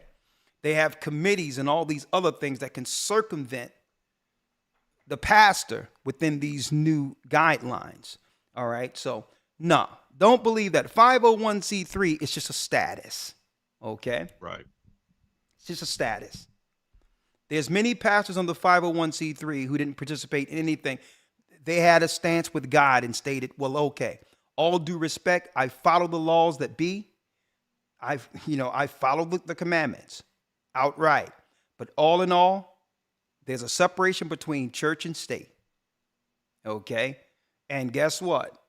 When the contradiction comes or the resistance comes, when you bring forth an initiative that's against my faith. Okay? I have a religious right not to accept anything that's against my faith and my beliefs. Okay? And some pastors stood down. They stood on their faith. All right? Now, some others believe that, the jabby jab at that time was the mark of the beast, and they withstood it for that. But I said it from the beginning. No, that's not the one. But guess what? What I'm seeing, everything being put in place, is actually priming the pump for what's to come prophetically in the future. 515-605-9327. Will your family members get this when it rolls out if it's a guaranteed $2,000 a month? Will your family be out there in line, waiting in line like the new iPhone to get the thing, to get the mark of the beast? What say you? 515-605-9327. At one time, Elder Lawyer, like I said, I would have put down anything to say that my family would not have followed what they were pushing out there. And I was wrong. I was wrong. At the end of the day, people do what they want to do. Mm-hmm. And after I seen how people acted out and people didn't believe anything but what they were seeing on television. At that time, I realized the world is in serious trouble. The majority of the world is without faith at all. And I'm talking about people who claim to believe in Christ. So I've seen it with my own family. I know for sure. I could think about 20, 30 people. If they say $2,000 to get chipped, guess what? They'll be there. They'll camp out. They'll be there 12 midnight. And I dare you to jump the line. I'm going to tell you, I know about 20 of my family members that'll be there, they'll hold place. Okay, they'll be there and be on the phone with others saying, listen, I got 3 spots I held for you. Mm-hmm. 515 605-9327. Yes, yes, yes, yes. And for those who missed it, we can talk about it. All right. To do a recap, I started off real quick. For those who missed it, I started off with showing the purge first. I showed the purge first. DMX, heart attack.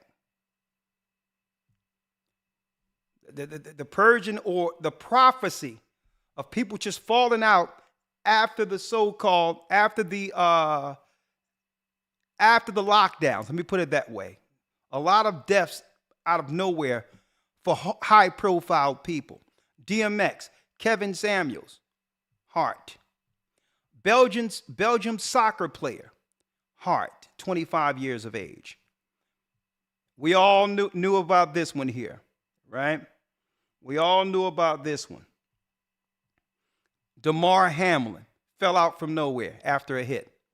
Jamie Foxx said he'd been from hell and back. A mysterious sickness out of nowhere. Elon Musk tweet, and his tweets get taken down. But I don't even want to deal with that because Elon Musk is playing on both sides of the fence. He's speaking as if he's for freedom, but then he's bringing out Neuralink. Don't drink the Kool-Aid. And then Bronny James, our prayers go out to this young man. You know, his father, great basketball player, and he's looking to follow in his father's footsteps. Strong young brother, fell out from nowhere. He's doing better, but our prayers. But guess what? Here it is. 18-year-old son, he suffered a cardiac arrest. Mysteriously, a lot of heart conditions are going down right after the lockdowns, and I think people need to put two and two together.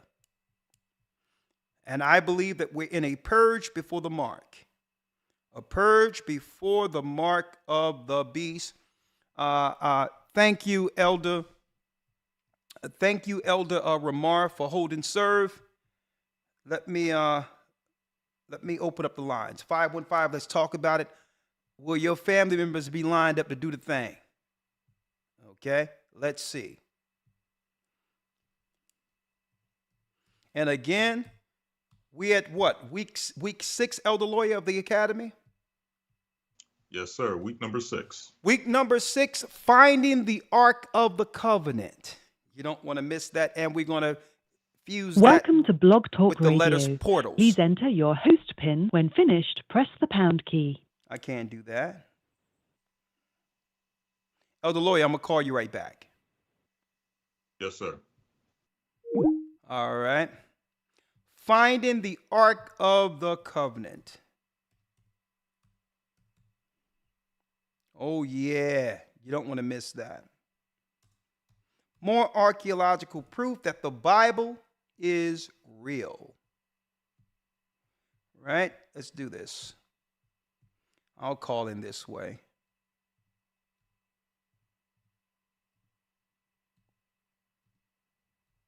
And if you're interested in getting in our academy, just go to historytimes.org. You don't want to miss it. This has been the best academy to date. Hands down. Archaeological proof, charts, everything. You don't want to miss our academy. Nothing like it on earth. Blog Talk Radio. Welcome to Blog Talk Radio. Please hold and you will be able to listen to the show. Okay, I'm adding lawyer now. Unmuted. Okay, we have Steve who's live in the place. Elder Lawyer is back with us. Steve, the floor is yours. The purge before the mark is the topic. 515-605-9327.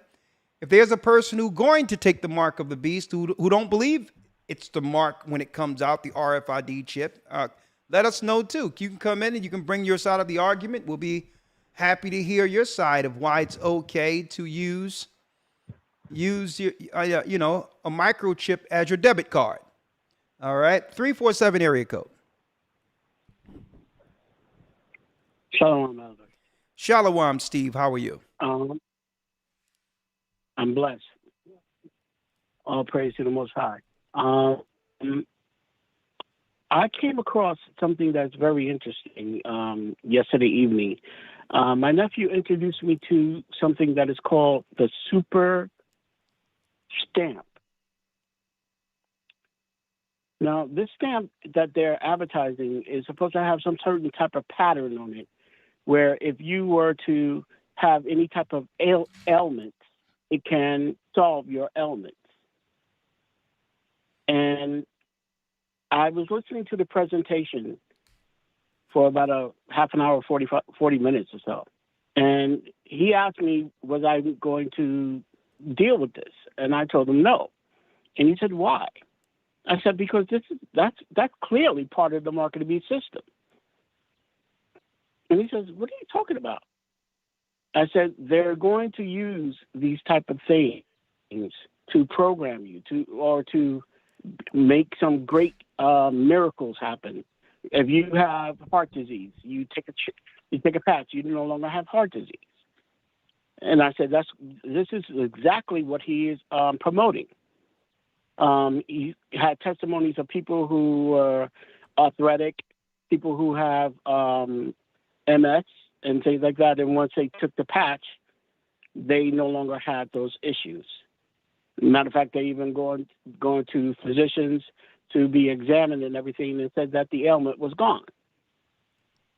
And I said, don't you see what that is? It's part of the control system for you to accept the market of beast. And he says, I don't think so. I'm like, okay, well, you did take that shot anyway, didn't you? How old is he? How old is he? My nephew's like around 40. Okay. Hey, if anything, like I'm doing, I'm taking inventory of the close zombies. Okay. Yeah. So what I'm saying is, metaphorically, what they showed on The Walking Dead is what's coming, and it's not people walking around coming out of the grave eating people. It's talking about those who are operating with their eyes shut.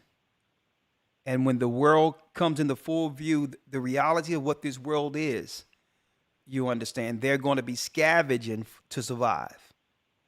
So the whole deal is we're in preparation mode now, right? We're in modes of saying, okay, let's come under Christ, the law, statutes, and commandments, those who are of like mind, and understand when the Bible says those in your home will be, your foes will be them of your own household. And it also stated that we're living in a time where the love of many shall wax cold, and will be betrayed by our closest friends. So the whole deal is, brother, we were born into a war. And this, I'm going to tell you what's a shame. Indeed. I'm going to tell you what's a shame that I'm recognizing after traveling the whole world. You have a bunch of white people that are more prepared for what's coming than our people. Indeed. And see, and this is I see that. Very evident. Yeah. Not to say some of them are walking around bumping their head all over the place too, totally blind. It's not all, but if you're looking at a percentage, there's more of these other nations in tune to understand what's going on, and are actually putting measures in place to survive. In comparison to our people, I mean, the numbers are drastic. You understand? And it's deep because are you in the academy? Yes, I am, sir. Yeah, you notice we were talking about the Constitution and the fact that has been one of the greatest obstacles of the elite, having that Constitution in place, and they're trying to redirect and do things to try to chip away at those rights for those who are under the Constitution. Well, a lot of people don't even know that the Second Amendment, when it comes to protecting yourself, is actually a law that's laid down by Christ himself. Did you know that? No, that I did not know, but let me read this. Go ahead. Say what you got to say. But they already have a plan in place to eliminate the Constitution and everything. With the next, what is it? Emergency. The World Health Organization is going to remove all the laws and statutes and everything, and come in with their own control. Well, I know what you're talking about. It's not really getting rid of it, but under an emergency declaration, they're able to circumvent the legislators to roll things out, which is an end around the legislative branches of the government. I know what you're talking about, but it's not going to be them getting rid of the Constitution more so than circumventing it. Let me read this for you real quick, where it says, 1 second, where Christ said, "Sell your cloak and get a sword." Oh, the lawyer, grab that for me real quick. Hold on 1 second, all right? Yes, sir. Yeah, I have it. Luke 22. Listen to this. Second Amendment. Now, a lot of us believe that this was the so-called founding fathers who drafted that. But a lot of the laws that's in the Constitution came from Bible precepts to protect believers' sovereignty. Look at this right here. This is Christ himself. So if they want to disarm what you would call citizens who aren't criminals, folks, that's anti-Christ. Let's read this real quick.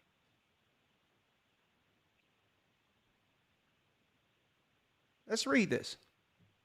Luke 22 reads, this is Christ. And he said unto them, when I sent you without purse or scrip and shoes, lack ye anything? And they said nothing. Then said he unto them, but now he that have a purse, that means you have money, let him take it, and likewise his scrip. And he that have no sword, let him sell his garment and buy one. Let him sell his garment and what? Buy one. Folks, a lot of you don't even know that a lot of these constitutional rights are biblical. Now, of course, it's not for you to assault or harm anyone, but you have to be in place. You have to always have yourself in a position to defend what? Your life and limb and your family. It's about defense. So a lot of brothers and sisters don't know that Second Amendment is Christ's words. All right? Of course, they're going to try to radicalize it and make it look crazy and make it look like right-wing racists are behind all of this. But they're taking out the Christ element. If you don't have protection, and then those who are looking to assail you all have ammunition and guns, and what happens to you and your family? So ultimately, the greatest sword is Christ. But it's not wrong to have some level of protection if it's legal and you are what? A law-abiding citizen. What say you before I go to the next call? So you didn't know that was in the Bible? No, sir, but I appreciate the enlightenment of the word, Father. Praise the Most High, my brother. All right, I'm going to go to the next call, and I'll see you soon. As a matter of fact, I'll talk to you Friday on Patreon, my brother. Shalom. Shalom. Shalom, Elder. Yes, Ramar. How are you, sir? Hey, how's it going? I'm blessed by the best. I'm healthy. I'm here ready to spiritually rumble in this war against evil. Talk to me. Yes, sir. Yes, sir. Absolutely. Yeah, no, I had to chime in on this one because I just had a recent experience. This past week, I went to Mexico. I went to a resort. Okay. and this is the third time I've been since 2019, and I had to share this experience with you. It's right on with this broadcast tonight. Okay. But so I'm checking out. I'm checking in at the hotel front desk, and they're giving me all my stuff, and I'm like, well, where's my room key? And he's like, oh, you don't have to worry about it. It's on your bracelet. Because whenever you're all inclusive, they give you a bracelet so that whenever you're eating and drinking, they know you're covered, right? So I looked at the bracelet, and it had this flat device on it. And he said, yeah, you just scan in your room with this device on your wrist. And then every time that you would eat anything or drink anything, you had to scan. Even though it's all inclusive, the waiters and the waitresses carried around these tablets with scanners on them. And then when you go to scan for what you ate, they're keeping track of everything. It said RFID signature. It said it on the tablet, right? And so real time, it's hitting me, and I'm like, whoa, because just this month, July, FedNow just launched the pilot program for the central bank digital currency, right? So I'm tripping on that. Like, okay, well, the next thing is they're going to incrementally start to crash this system so they can segue over to the new digital one. At the same time, you have Elon Musk rolling out, getting FDA approved for Neuralink, right? And so I'm putting all these things together real time. I'm like, I got to get with the elder, tell him about this. But you do the broadcast tonight, and then here it is, the WEF talking about they're about to roll out the universal basic income with the RFID in your hand. So I'm just like, whoa, like this thing is we're here. Yes. And the crazy part of it is, elder, I had to catch myself because it was so convenient to be able to just go to my room and just scan in. And when you're dealing with hotel cards, you got to keep up with them. You can lose them. You got to reach in your pocket. You got to try to locate it. You have to worry about none of that. You just scan in, and then every time you go to, get your food or your drink or whatever, you just scan. Everything is just all in the scanning of the wrist, and it's all convenient. And I'm like, you know what? It's going to be so easy to get people more and more on these particular types of things where they're getting the bracelets on people and getting them in these scenarios where they got to use them, and to just transition from that over to being inside your body for security purposes. It's going to be so easy, like giving candy to a baby. Once you've had the forbidden fruit, right, it's going to be hard now to say, I'm not going to do that. It's going to be, like you're saying in this broadcast tonight, it's going to be a smooth transition over to have people just take the mark. Yeah. And just hypothetically, Elder Ramar, just say if there are dissenting voices, right, who's against what's going on, but yet they got the stuff in them. And let's just say hypothetically at any time, something can happen scientifically that can move that person out of the way with that time-release stuff chilling in them. That's a way of warfare without actually sending one soldier anything. So that's why I went into this purge thing, leading to the mark, because who knows what technology they have to get those out of the way, who they deem a threat, who volunteered, who opted themselves into their stuff. Let me put it that way, loosely. Now, the next thing I wanted to say, and thank you, Elder Ramar, the sister had a good question. She says, I thought it said that the weapons of our warfare are not carnal. She's absolutely right. The weapons of our warfare are spiritual. So was Christ's weapons against evil warfare. It was spiritual. Christ was the most spiritual they come. But he told the disciples to sell their cloak and get a sword, not for them to go to war, but to defend themselves. And the example I can give you is that the weapons of against your warfare is not carnal. You may not have a tool or a gun in your home. Okay, it's up to you. But if someone came, a stranger or someone up the street who's high on drugs or whatever the case may be, came into your house and kicked open your door, or you heard this man coming through your door, would you not grab a knife? Right? Now, the weapon of your warfare isn't carnal. The weapons of our warfare aren't carnal. But you know you can't take a man. You have your children in their sleep. Right? Or you can say the weapons of warfare, Christ says, the Bible says the weapon of our warfare aren't carnal. Let me just sit back and allow him to come through and have his way with me and my family. Right? So you still have to be logical with the scriptures. It doesn't mean you have to sacrifice yourself for someone who's coming to sell you. That's not what the Bible is saying when it says the weapon of our warfare aren't carnal. What it says is you can't battle carnality with carnality. You must operate in the spirit. That's an entirely different subject than having some defense for you and your family.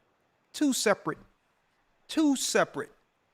topics altogether that shouldn't be intertwined. All right. Ramar, anything else? $2,000 for each person who come and get beast mode. Let me ask you. Do you know anybody in your family that line up to get some of the what they call a sweet chip? Nope. Chips and salsa, they call it. Chips and salsa. Not immediate family, but extended. Based upon what happened in the past few years, I would say it's an easy yes for them, because they are carnal and stuff of this world is very dear to them. And just one last thing before I let you go to the next one, Elder. Okay, it's on you. One last thing I noticed. Yeah. When I was going through the airport, which I didn't notice the last time. I think the last time I flew was for Passover to Cleveland. Was now here in Dallas, they had the facial scanners to where you didn't even need to use your passport. You just stepped in front of the camera, and they would scan your face, and your passport would pop up in the database. Some people they were scanning, and then they would have them stand in front of the camera to make sure that the facial recognition matched your contours of your face with, your passport, so there's no passport fraud going on. I'm like, whoa, they're really tightening this thing up to where you're not going to be able to, like the scripture says, buy or sell, lest he that have the mark, with all this mark of the beast technology that they're rolling out. And I'll leave it there. Well, thank you, Elder. I appreciate all your work, and hey, let's finish, right? Bless you, sir. And someone asked, well, what if the 2,000 run out? You have to realize what they're planning with this universal monthly package they're doing. They're not seeking to have it run out. What they're trying to do is get more people on board and eventually move all people into that universal community of just receiving the minimum amount being doled out by the government, the highest form of control. Socialism at its best. Okay? And all in all, it's really, when you look at it, as far as I'm concerned, it's rooted in Marxism, and it takes away ambition. One thing about capitalism, it comes from the old adage, that's right, you eat what you kill. How ambitious you are is how much you can actually grow and accumulate more for your family. Well, no. What they're trying to do is trying to demonize anyone who worked hard and say that everyone should have all things equal. And it sounds good on the surface, but can you trust those who are doling it out? That means you give up your right to property. You give up your right to everything, and you're just using what belongs to the government. You own nothing. And as long as you are a complicit citizen, you'll be able to operate with your little $2,000 in the area they deem is necessary based on you not hurting the ecosystem. So if they feel that out of that $2,000 that you should only be able to have one steak for your family every 3 months, well, guess what? That's right. It's going to be transitioned into a socialist scenario where when you use it, you can only get the products allowed according to the schedule based on what? The global warming and helping the earth piece, the eco piece. So now it first start with $2,000. Then it begins with, well, this is what you can get based on that $2,000. Okay. A cheese sandwich with some bread, no mayo this time.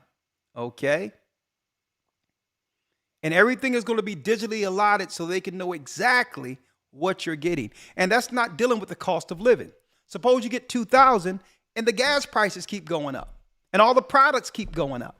Now what? They're not adjusting that $2,000. Right? The cost of living is something. Chris has a comment.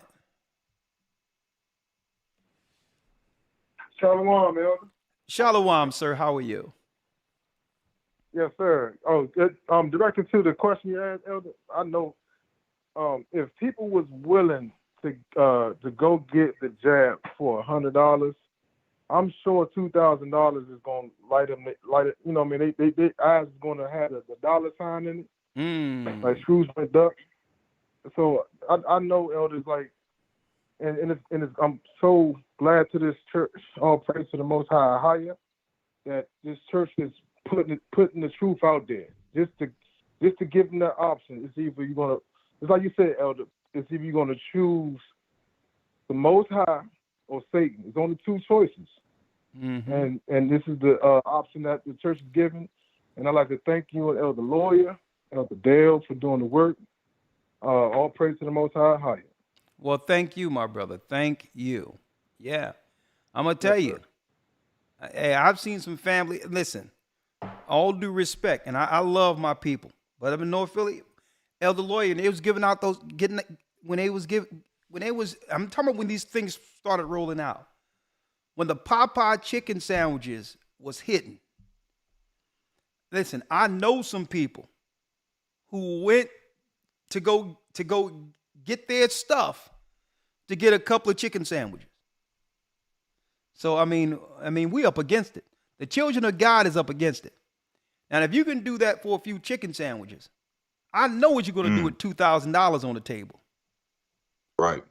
I mean, I grew up in North Philly, Elder Lawyer, during the peak of the crack epidemic. And I'm going to tell you, I done seen some people for $35 will scale a wall. So for $2,000, I'm going to tell you this right now. It's the zombie apocalypse is upon us. 330 area code. Shalom, Elder. How are you? Shalom, sunshine. How are you? I'm well. All praise to the Most High. I had just wanted to say that, well, all praise to the Most High. There is no one in my immediate family that lives with me that would be in line to get that mark of the beast. Good. But also, I do have other family members that are pretty close to me that I feel like they would step up for it, because a lot of their stuff was all about that stimulus check that was going around. I was like, hey, how about that stimulus check? Hit me up for that stimulus check, things like that on social media. And going on to the mark, I had actually seen a video on TikTok where this girl who was probably around my age, she had already had one implanted, and this guy was talking about, don't you know that's some Antichrist stuff? And she kind of was like, okay, what? Oh yeah, Antichrist. You know, like how people do, like when they don't really believe in Christ the way we do. And I feel like, the comments on that video were talking a lot about, oh yeah, no, I don't know what she thinks she got herself into. I don't know. She really messed up. But it makes me wonder how many of those people who commented that would react in desperation because, the pandemic, the whole world shut down. People were going crazy, like, oh my gosh, what are we gonna do? Things are going crazy, and even other things that followed that up. There was like a lot of devastation in people's lives, and people were changed by that. So it really makes you think about what people would do in that situation. I know for me personally, I ain't taking that mark. Good. Because it's not worth all the work that I've been trying to put into this walk. Like I've been on this journey with the truth for almost 7 years, and I intend to be sticking with the Most High for the rest of my life. But it does not, the mark, does not feel like it would be worth it to go through with just that one small thing that would destroy my life, like my life now, and then my spiritual life. Like I would lose my soul, and that to me is just not worth it. Okay, I'd rather starve and let people. Well, that's good. Hey, sister, I know you're down to the end, but I need to ask you a question. Yes, sir. What have you done with Sunshine? Where is she?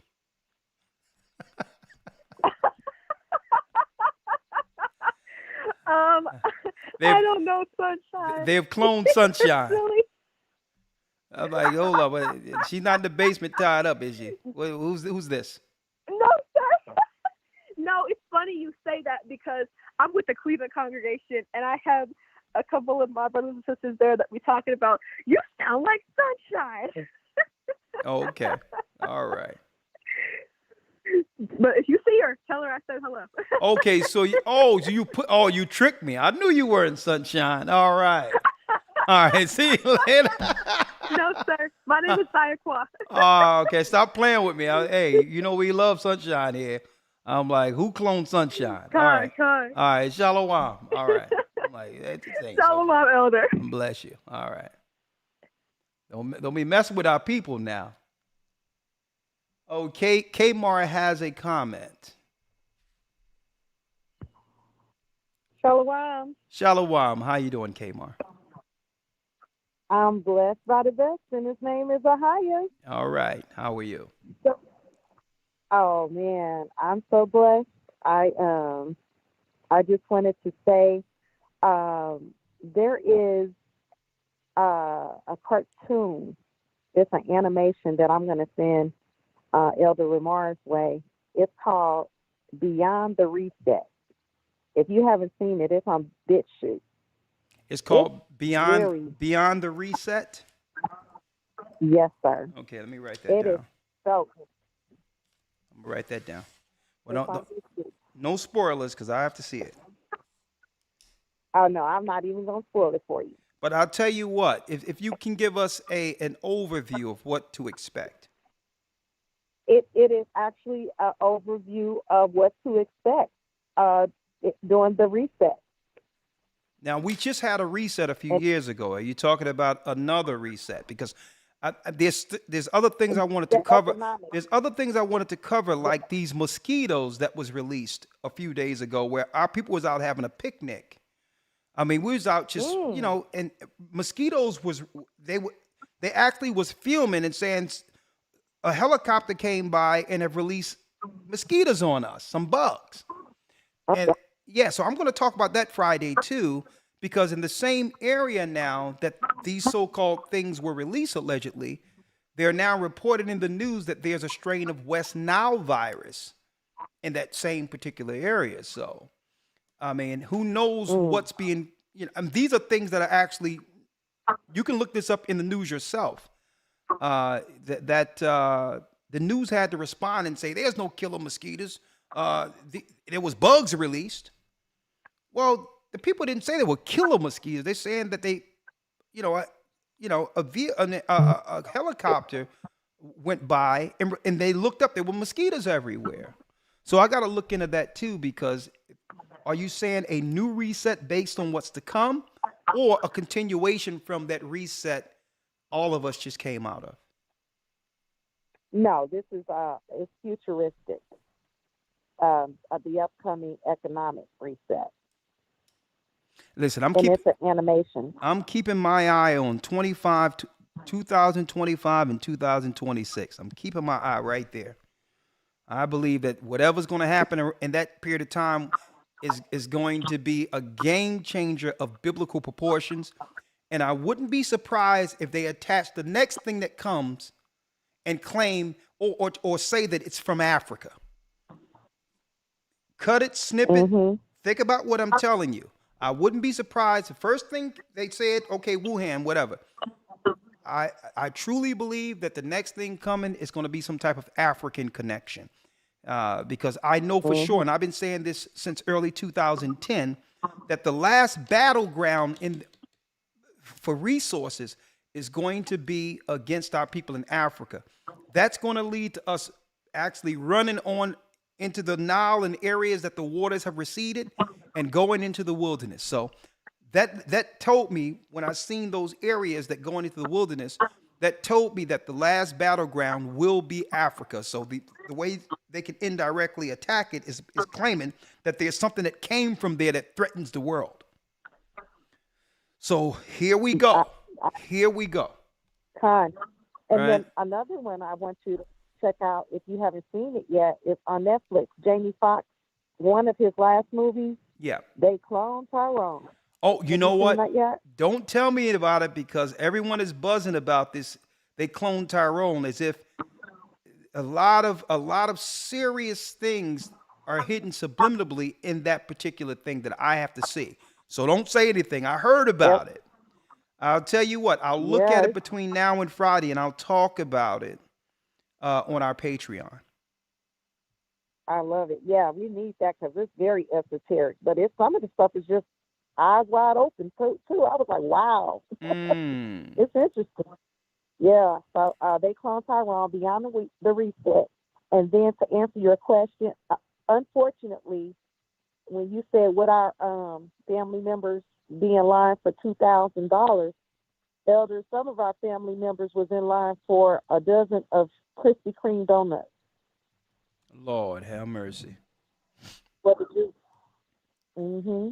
They were giving out Krispy Kreme donuts here in Kansas City, and then there was a bar that was giving away free beer. Free, Oh, like man. Listen. So, yeah. Don't tell me that. I listen. I know a lot. I know a lot of folk. You talk about giving out some beer, malt liquor, whatever the case is. I know some folk that'll be there for that. So, Lord have mercy. Sister, and I have a relative right sister, now. look what I have here. Hold on. Just hold on. I just found something. Okay. Hold tight. This is interesting. Very interesting. Very interesting. State of Florida. Now, this is the news. State of Florida approves release of millions of genetically modified mosquitoes. Why? Now, this was just last year, but why? And then this year, it seems as if they're seeking to agitate and discourage people from actually going out and enjoying good weather. But go on, you have the last word. Oh, I was just going to say, just the thought of it is giving me an indicator that the brothers and sisters, we need to start making our own natural insect repellent and just using it on a day-to-day basis, because they definitely, have an agenda. And the Bible says that the wise man sees dangers from afar off and hide it themselves. So I just think we need to be careful for nothing. Oh, man. Hold up, sister. Someone said they did us dirty. Hold on. What's going on here? I'm going to place you on hold. You need to see this. You know it's wrong when the title is They Did Us Dirty. Hold tight. I have to pull this up. Fair use. You know what? Let me download this. They did us dirty. Lord, have mercy. What we have here. Lord, our people, they give us no rest. Come on now. We just trying to have a all right time, you know? Fair use.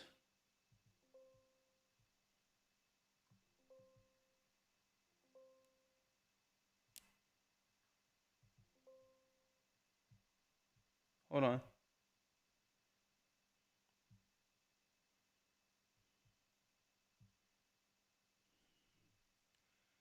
Lord, fair use.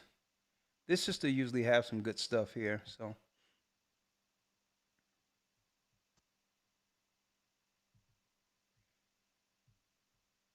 I'm not going to be on late tonight, y'all, so. Someone uploaded a Here it is. video to the internet that has now gone viral from a festival that took place in Baltimore, Maryland at Druid Hill Park, alleging that a helicopter dropped deadly mosquitoes onto the festival goers. Check it out.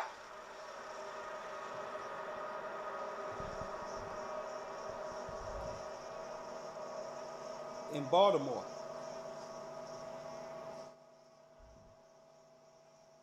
Look at this. Our people minding our business.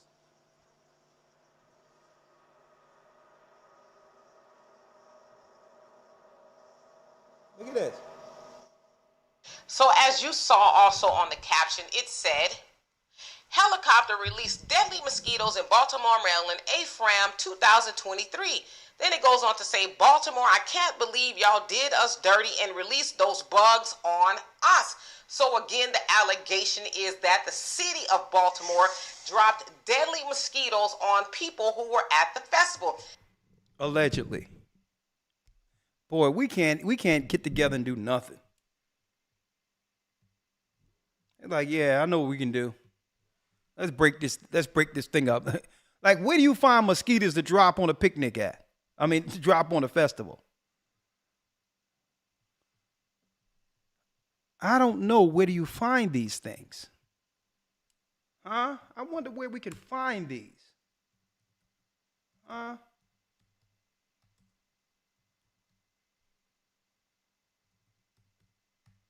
I wonder where.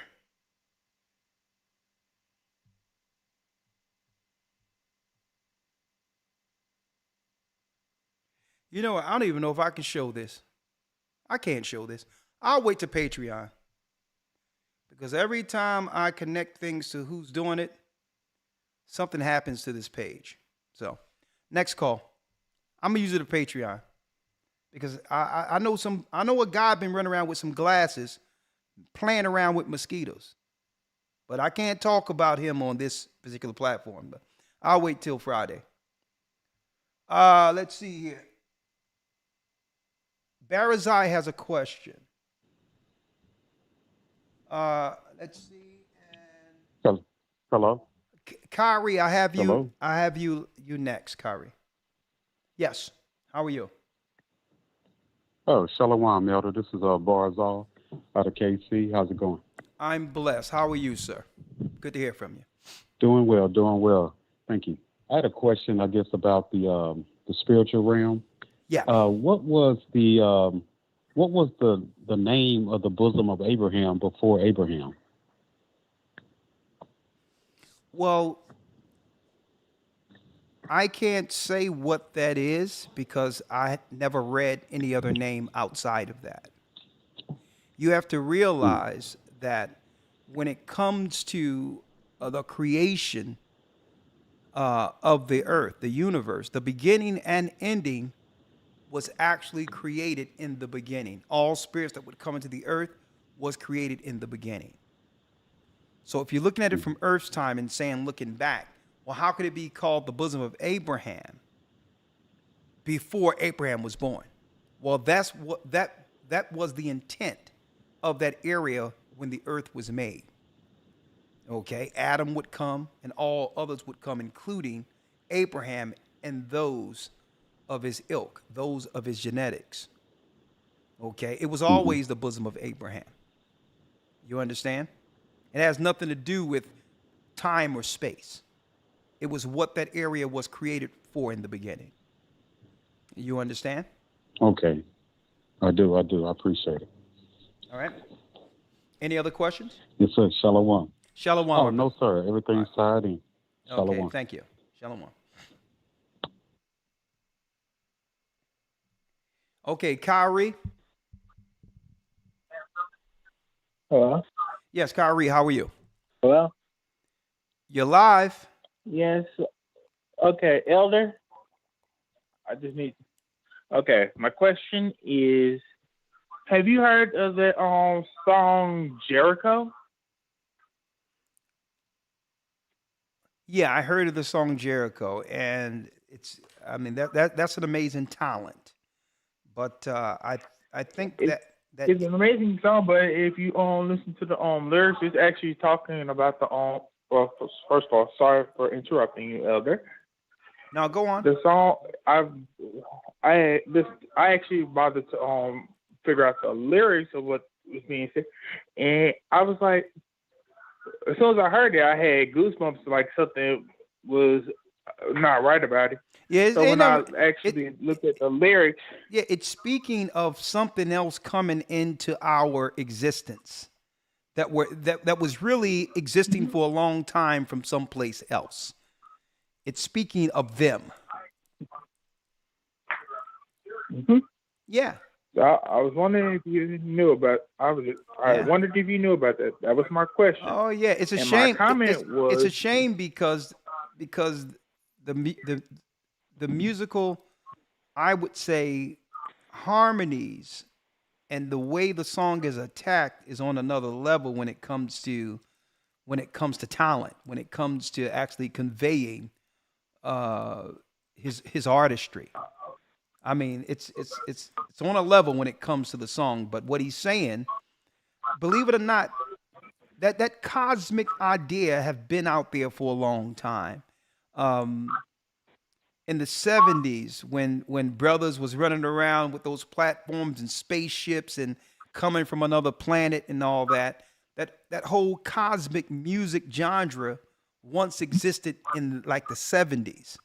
But he came back with Jericho that had the same message, but it's really up to date more so about this cosmic being entering our realm, Satan. Yeah.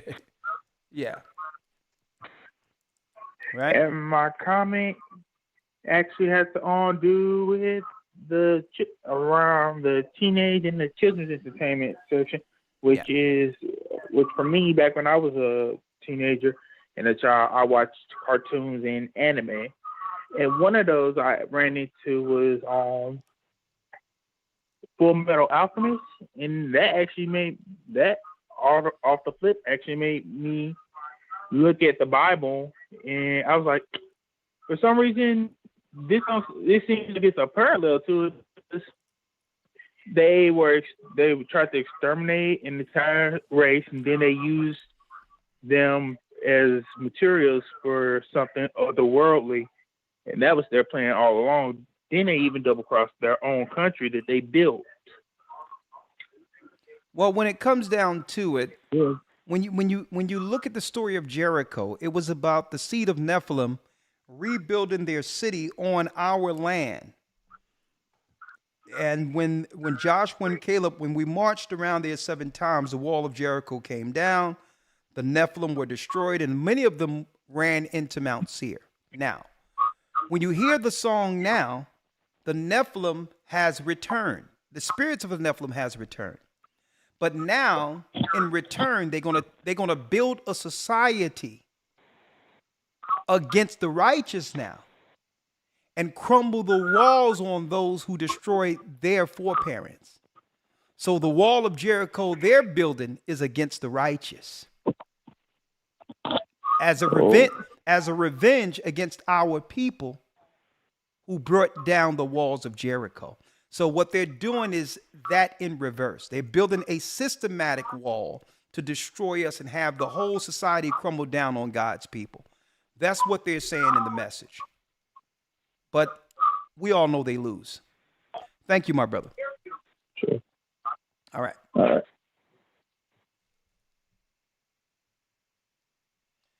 Kmar, I think we had Kmar. I'm going to come back to you in a second.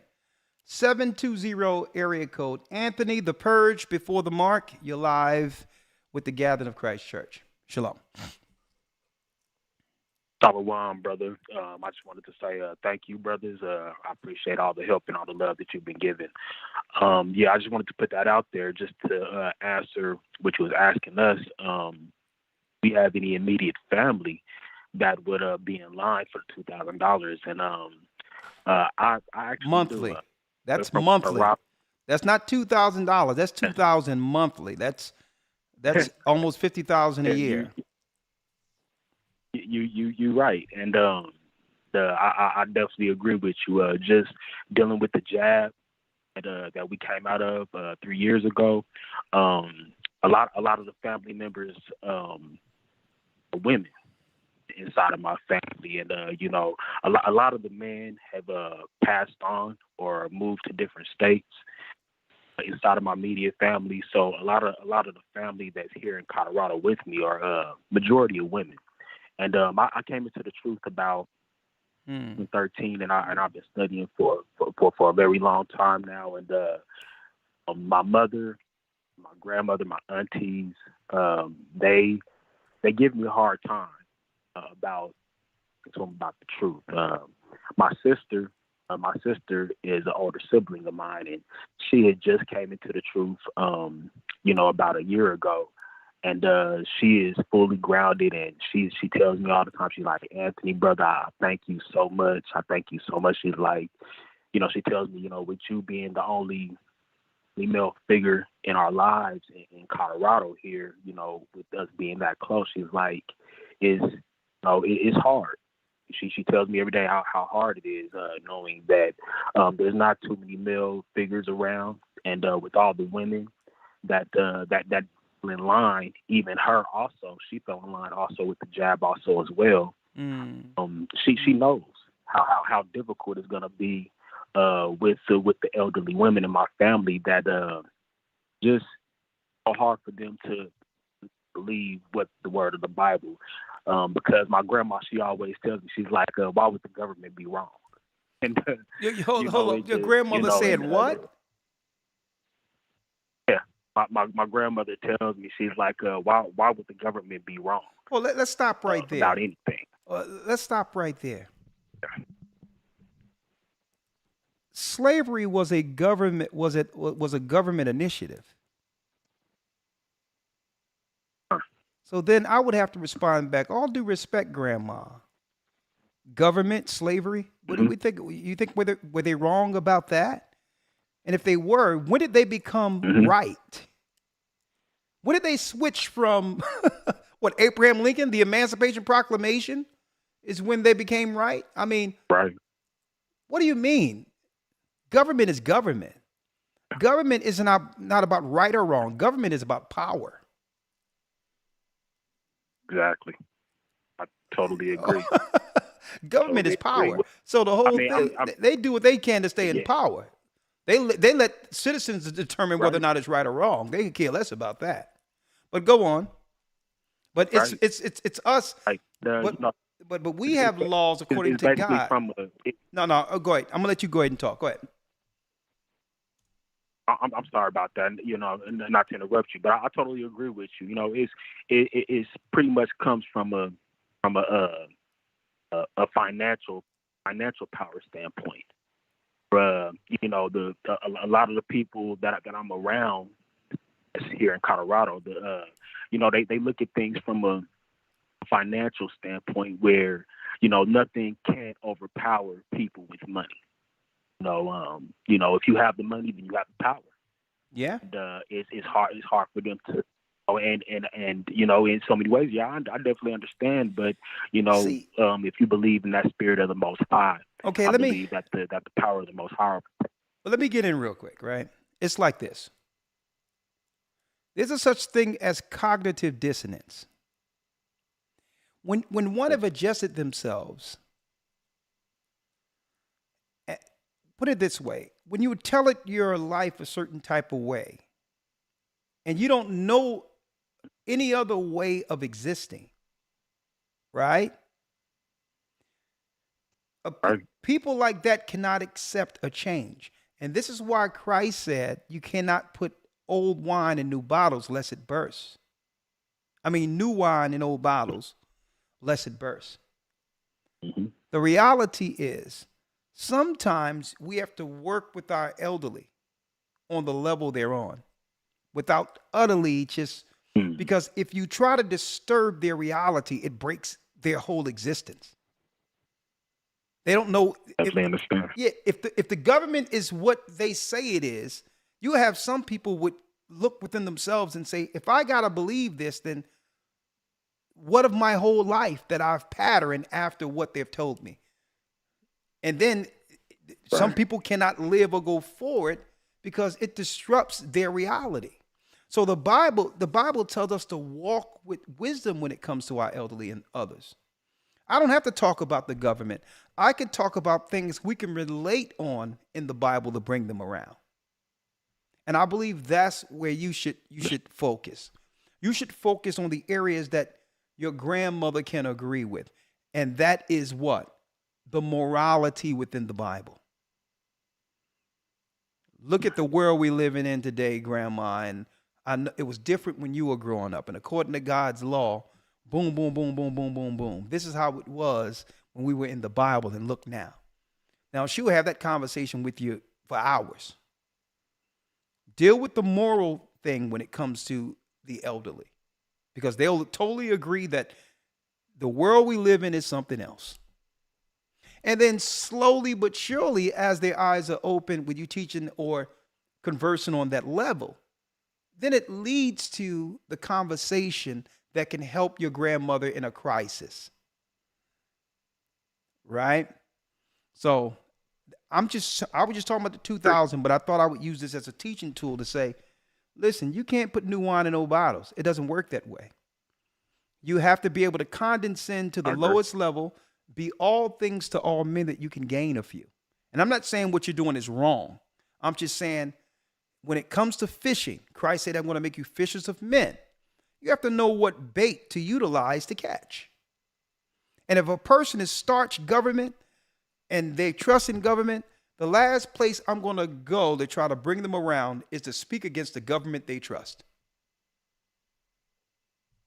I totally agree. I totally agree with you, Elder, just because of the fact that, I stopped a long time ago.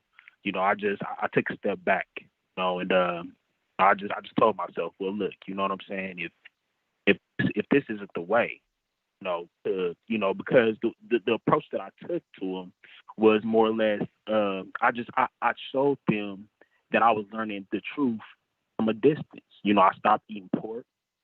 I stopped eating, catfish, things of that nature, because my grandma, she could throw down on a mean green chili. And she put that pork in it, and it tastes real good. And I stopped eating it. And, she wanted to know why, what is Anthony learning? What is he over there learning? When they found out the first thing they said, he a Muslim now or something. And it's like, I had to, and I laughed at it and everything. And I left it at that. No, but I got to get to the next call. But what I got to say is, brother, the less conversation, the better. What I would have said is, what I would have said is, I know, all due respect, I no longer eat pork. Right? People don't have to know everything. Everything isn't for everybody. Respect my boundaries. I don't eat pork. Okay. See, but they put a lot of these things in the system because these are what you would call, these are triggers that let others know that we have a person who no longer falls for the programming. So they put certain triggers in our society automatically that would tell people who are all on one accord that we have someone who sees something different. Pork is one. Holidays is one. you claiming to believe in the Bible and the laws of one. These are the things that divide us from the world. But everything isn't for everyone. You cannot cast your pearls before swine unless you be rent underfoot. It's like you're taking a stick, beating a hornet's nest. If you want to be one with your family, you don't have to tell them everything.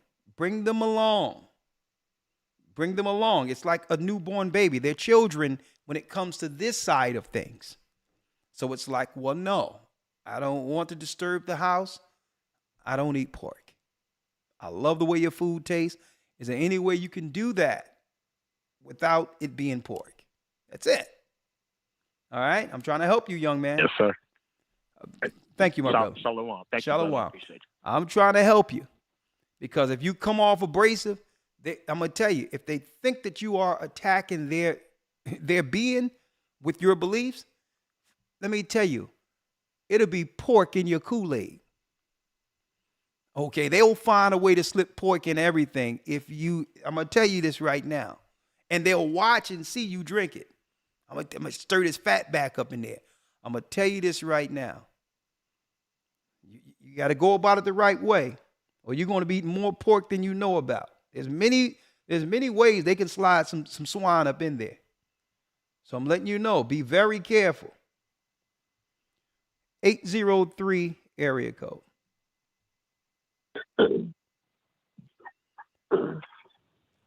Hi, Elder Card.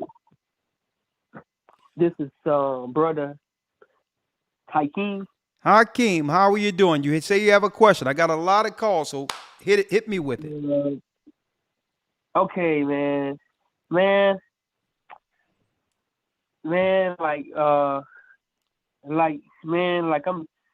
I'm just still dealing with the spirit of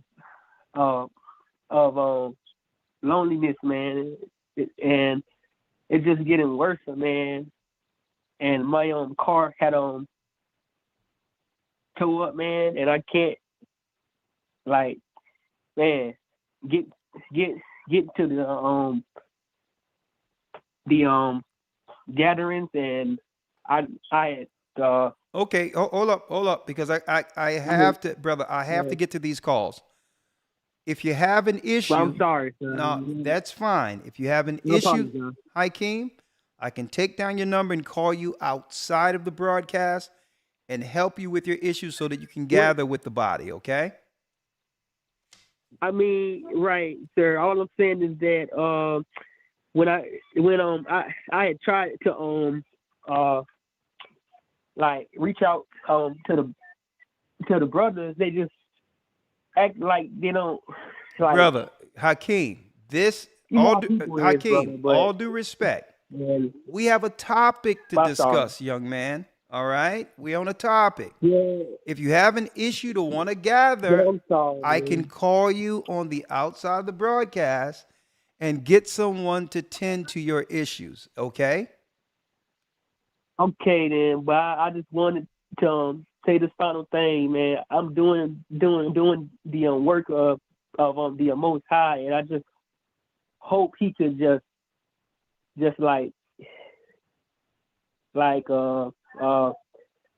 send me a helpmate, man. But I know that's come not on, gonna brother. You never, can't be ever. putting out send you a helpmate on a broadcast, my brother. Listen, you're gonna get a woman. You can't be on a broadcast talking about listen, I need the Most High to send me a woman. Hakeem, let me call. Listen, Okay, sir. Listen. I apologize. I'm sorry. Okay. No, this ain't the place for that, young man. I'm gonna place you on hold. Sorry, sir. I'm sorry. You don't have to apologize. I'll place you on hold.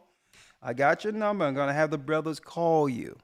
Okay. I don't. No one should be alone. And this Hakeem. This is not. We don't match make on this thing here. I'm down with you, but I'm gonna call you and we're gonna work it out, my brother. All right. 216 area code. Shalom, Elder. What's happy, Cappy? I come to find out right here. I got some news for you. I'm going to bring this in this coming Friday before I let you in. Deadly mosquitoes, AP report, did not swarm on musical festivals, what they say. Okay. I guess they're getting in front of it, even though there's eyewitnesses. I don't know. I wasn't there. But I do know this. I do know this if they allow me to bring this page up. Hold on. I do know this. Hold on. No, thank you. Oh, my God. I do know this. July 20th, 2023, West Nile virus found in mosquitoes in Arundel County. This so happens to be in Maryland. I do know this. Wow. So I don't know what happened there, but I know real-time news that the West Nile virus. Now, that's deep because I heard about the West Nile virus years ago. And they're saying that as of Sunday, 7:30, the highway division there at the intersection said they found mosquitoes with West Nile in it. This is interesting. And look at this. 20% develop symptoms of headache, fever, muscle, joint pains. Something is going on. So I'm going to leave that there. But even though the AP News said there's nothing happening, you have people on the ground who stated otherwise. But the news here, the Maryland Department at the intersection area, the department that deals with these things have stated that they found West Nile virus. Live report here, live here. You heard it here first. Go on, my brother. Yeah. Floor I hope they don't send that over there to where Stevie Diamond got his thing down there in Virginia Beach on the 20th of next month. I hope they don't send the West Nile there. Well, getting to your subject about, my brother and my mother and my sister-in-law, I don't know what they're going to do. I know that at this mega church here in the city, they had this thing, and the guy, he opened up the door for everybody to come in there and get the juice. So have mercy. I think they might be along for that, because he already set it up, man. Come on in and don't forget to give your tithes. Give some money with his AT&T machine in there where you can put your credit card and stuff in there. I don't know. I just pray for him. It's a pastor, There's a pastor, Yeah. Yeah. Okay. Oh, yeah. Well, his keyboard players and me, we used to work together, and he's a musical director at Gladys Knight in the Pit, Gladys Knight. If you've seen that program, I forgot the one where they had the musician thing there with all the black people, and they was trying to do the Barry Gordy kind of thing on TV. I forget that Empire. I forget what it was. They used to have it on. He was on there with her singing. He's playing the keyboards. He's very good, but he's kind of like Torrance. Okay. And I got something I'm doing with Torrance now. Speaking of mosquitoes, there's one right in front of me. Instrumental. Yeah. Don't kill him. You got a mosquito. He's dead like Fred. He's out of here. Yeah. Get him. But I'm gonna be playing at this festival with Elder Dale in Detroit on the 20th. Okay. So I'm going to see him, and I'm just waiting for you to get in contact with me so I can come over there in Philadelphia and do some stuff. And then I just want to say prayers up for our brother Bronze there. Yeah. I think he had a problem with his kidneys. I was in contact with some people, his family and his wife, I spoke with Bronze. I spoke with Bronze. I was with him through the whole process. He's on its way. He's going to be fine. Okay. Yeah, they said that you was in contact. They gave, because I'm concerned about everybody in the body, If I don't see you, I'm like, where Elder Ricard at? I ain't seen him in 2 days. Where you at? Then I see you in the academy. I say, oh, thank God. Hey, brother. I saw you. Hey. Everybody getting the academy. Everybody getting the academy. You missing it. You can't tell you everything here, man. Get on here and, get on love train, Yeah, tell him again. Boom. Go ahead, man. Hey, brother got some talent. Thank you, my brother. Louis Armstrong, Israelite Louis Armstrong with Dimitri. Come on now. Bless you. Barakatah. Bless you, brother. Shalom. Say hello to everybody there in Philly. I'll see you soon. Bless you, Muted. my brother. Great people, great people. I'll tell you this right now. They probably try to send one next to me, but I rebuke you. See him as something flying around here. But anyway, I'll tell you this right now. Let's get to the next call. Let's get to the next call. Mark has a comment. Hello. How you doing, Mark?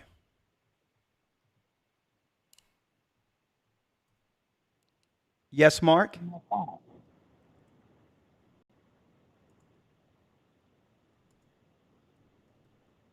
Hello. Yes, you're live. You're live.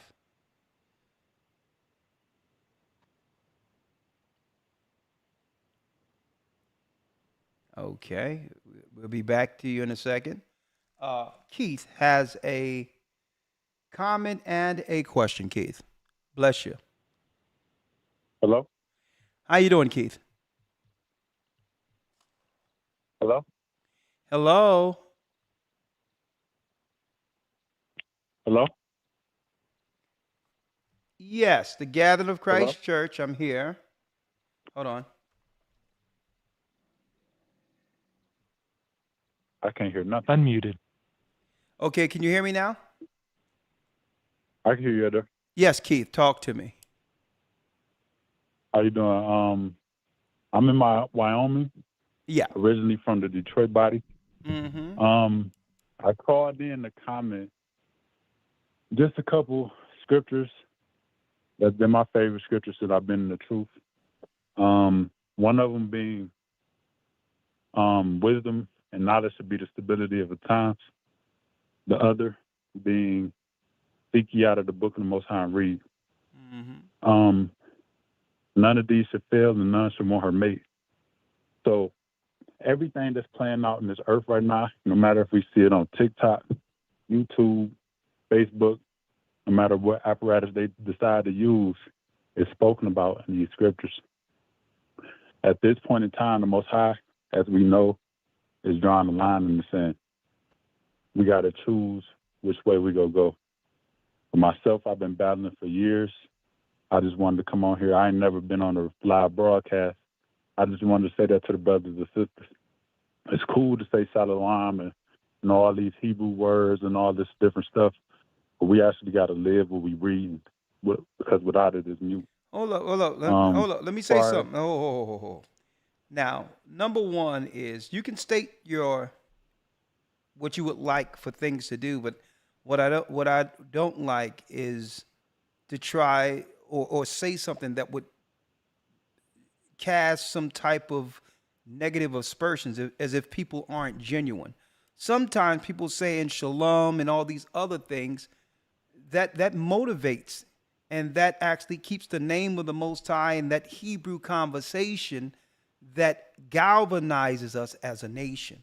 So you can say what you want to say, but I don't want to downplay someone who's saying shalom in a world where no one's smiling. The majority of the people hate one another. There's no conversation of any level of respect outside. So when I see people say shalom and all these others, I celebrate that.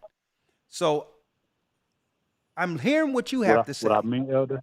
I'm just saying, whatever you mean. Listen to what I'm saying. You don't have to bring forth you don't have to knock down what other people do to bring forth your point. Okay? Understood. All right. Well, what is your point?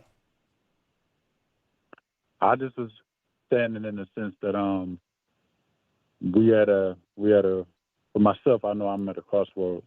Okay. And I just wanted to put that out there to people, like it's so much going on, and for myself, I've been in this walk since 2016. Okay. And I just try to be careful myself. I know you're familiar with 2 Corinthians 13:5. It tells us to examine ourselves. Okay. Whether we be in the faith. So I'm just I thought it was a sense of encouragement. I just wanted to just we gotta choose our side. That's all I was saying. From the door to the end. Listen, I understand what you're saying. What you're saying, the seriousness of it, and that everyone should just make sure that we keep with the faith and and stay on board and not forget why we were called to this. I'm with that part of it. But I'm never with the part of discouraging others from communicating as a body under God's language. I always encourage that. Now, when it comes to someone's efforts and whether or not they're genuine, that's between them and the Most High. I can't judge that, neither can you. It's up to them to, understand, to show forth whether or not their faith is right according to the Most High. Not you or I. You right? That's all I was saying. But your point is well taken. All right? I appreciate it. Thank you for your strength, brother. Thank you for your comments. Bless you. All right. Mark. I'm sure you can hear me now, Mark. Yes, Mark. Hey, yes, Shalom. Shalom. I'm sorry about that. It was on my end. No, it's fine. It's fine. I just had a quick comment real quick. You were talking about, is there anybody in our immediate family who would probably take that $2,000 per month? And unfortunately, I have people in my family that are like that. Unfortunate. Yeah, I know it's sad. When the jab first came out, I warned many people about it and said, please don't take this. I've been watching you guys for quite a few years, and a good friend of mine, Brother Jeremy Kirkwood, from the Moss Point branch, he and I talk a lot, and he turned me on to you guys, and I'm grateful for learning this truth. But as I was saying, a lot of these relatives of mine took the some of them took the jab, and I was like, hey, that's not cool. And even a cousin of mine who's in another Israelite camp, and I'm not going to say which name, even he said, oh, it's just a shot. Many members in our camp are taking. I'm like, no, man. Okay, no. hold up. And you can't do that. If you're going to say that someone from the Israelite camp said that many of us did it, you can't do that. What is the name? The name of the Israelite camp that took it? Yeah. ISUPK. Okay, so you were interacting with a family member who's a part of ISUPK and say it's not a big deal. Many of them, amongst them, have already taken it. Yes, sir, that's correct. Yeah. Now, the reason why I said put it out is not anything else but to let other people know that this was stated. So if anything come down the pipeline, right, in the future, brothers and sisters will understand during a crisis what's going on and walk accordingly, knowing who's who. But go on. Yes, sir.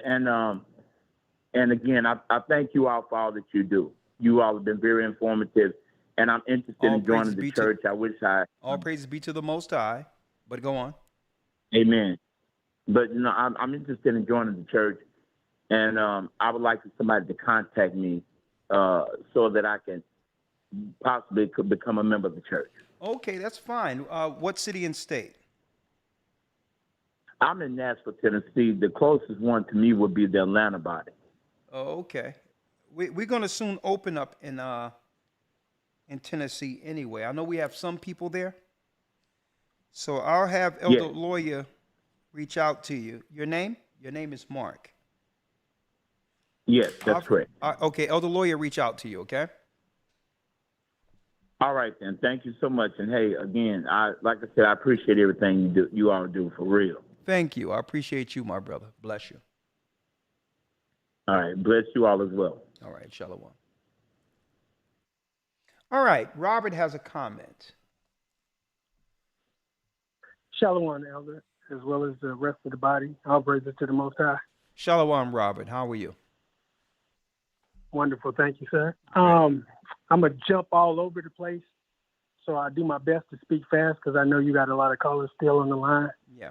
And that way you can maybe elaborate on everything that I speak out on. I'm originally from Kansas City, Missouri. My family is the Gants, so I just put that out there because you do have large Kansas City body. I got baptized with the LA body or whatnot. I'm originally in Colorado at the moment. So at the end, I do have a question in regards to that. I just wanted to say in the sense of the market, and I'm going to do a slight testimony in the sense too. So in the sense of that, I think I know a lot of people in my family will do it in that sense. From my observation in regards of the jab or whatnot. No. So, well, what you were talking about, what we were talking about in particular was they're talking about rolling out a universal payment as a Right. possibility. Outside of what And- just and- happened, I would rather flow into what would happen if they were rolling out a $2,000 a month program if in return that person receive a chip in their hand or brain. Would your family line up for Right. that? Yeah. I believe a lot of people will, in my family as well as the rest of the world. Colorado just recently rolled out stating they would do it in like most of their like Whole Foods and like most marketplaces where they pretty much sell healthy foods. Yeah. So it's coming real soon to this state. Anyways, with that being said, I'll say in the sense of our people and how they feel we are owed reparations and stuff like that. I think that's something that our people hold dearly to themselves, and they Yeah. feel this nation, this world owes them something. Well, I'll tell you And what. one thing that I believe wholeheartedly that in America in particular, the descendants of slaves or foundational Black Americans who we know as the tribe of Judah here, I believe wholeheartedly that the people who built this country should get reparations. And I'm saying that I only concur. I wholeheartedly because I believe if the Japanese in internment camps for a temporal time can get money for what happened to them, if Jewish people can get, as Holocaust survivors can get something after a war that happened to them, and I believe that everyone have the right to stand up for the atrocities that happened to their own families. How can the people who built the country be skipped over? So I'm not saying who was in slavery before internment camps, before World War I, World War II, and then fought in every war up until the last war America had, our people fought. So the whole deal is, if you want to talk about being fair, of course I would be for a people who never received anything, who built the model for the free world to get something, when Japanese and others have jumped right over them. Now, do I believe our people will get it? Every time it's close, they try to switch it to something else. And I wouldn't be surprised if they try to now say, well, okay, here's a good way of doing it. We'll say that the mark of the beast or the chip give them access to the money that they claim their forefathers worked for. They always switch it to something else. But if it's the mark of the beast, if they have to get an implant to actually get access to it, I would say wholesale, forget about it. But is it right that brothers and sisters are asking for it while they giving everything to everyone else? Absolutely. But go on. I completely agree with you on every notion and statement that you made, Yeah. Elder, completely. But with that being said, I mean, one thing that's always given me hope, how you put it, even the disciples are waiting for the Most High's kingdom right now. We're waiting on Yeshua's kingdom right now. So in the sense of what people are waiting for this world to give them something or to have something in this world, yeah, they're going to hold on to that dearly.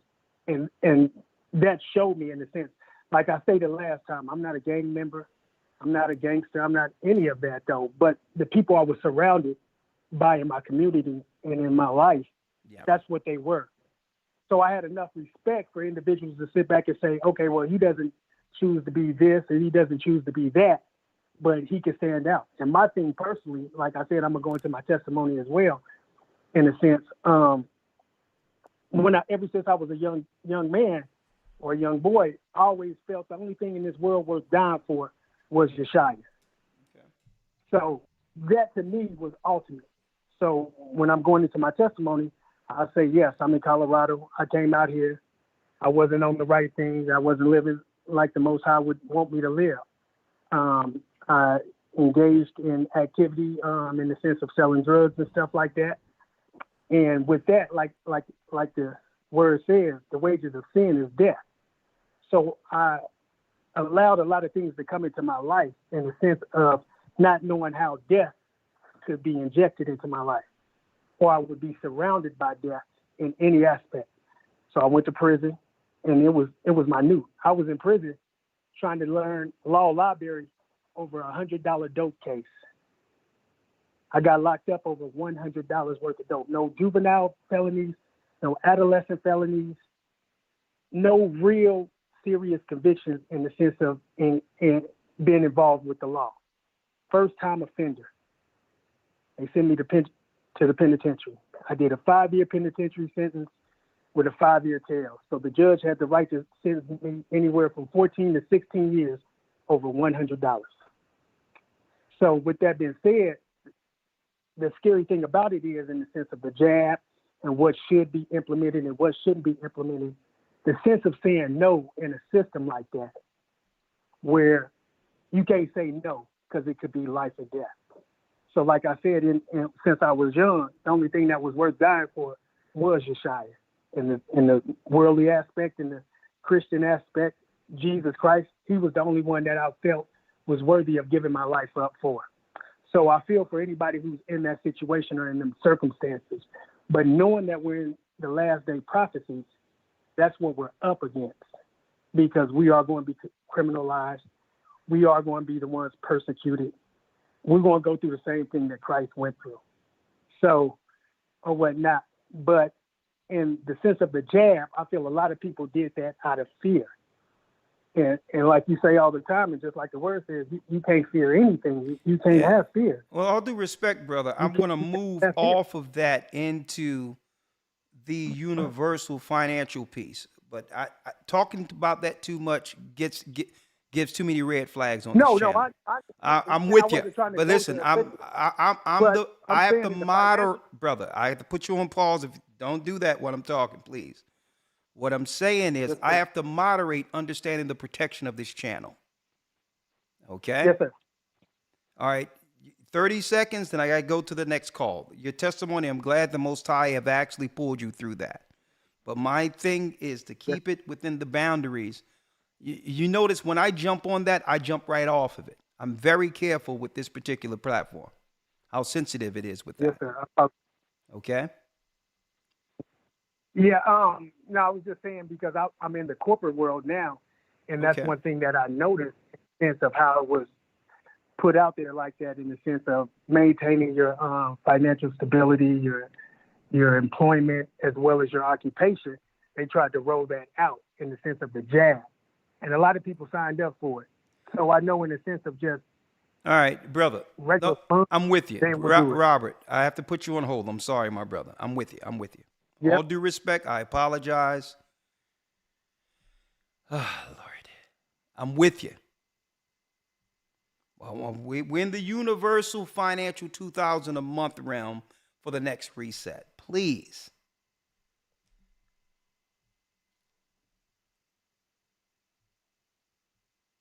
Kendall has a comment and question.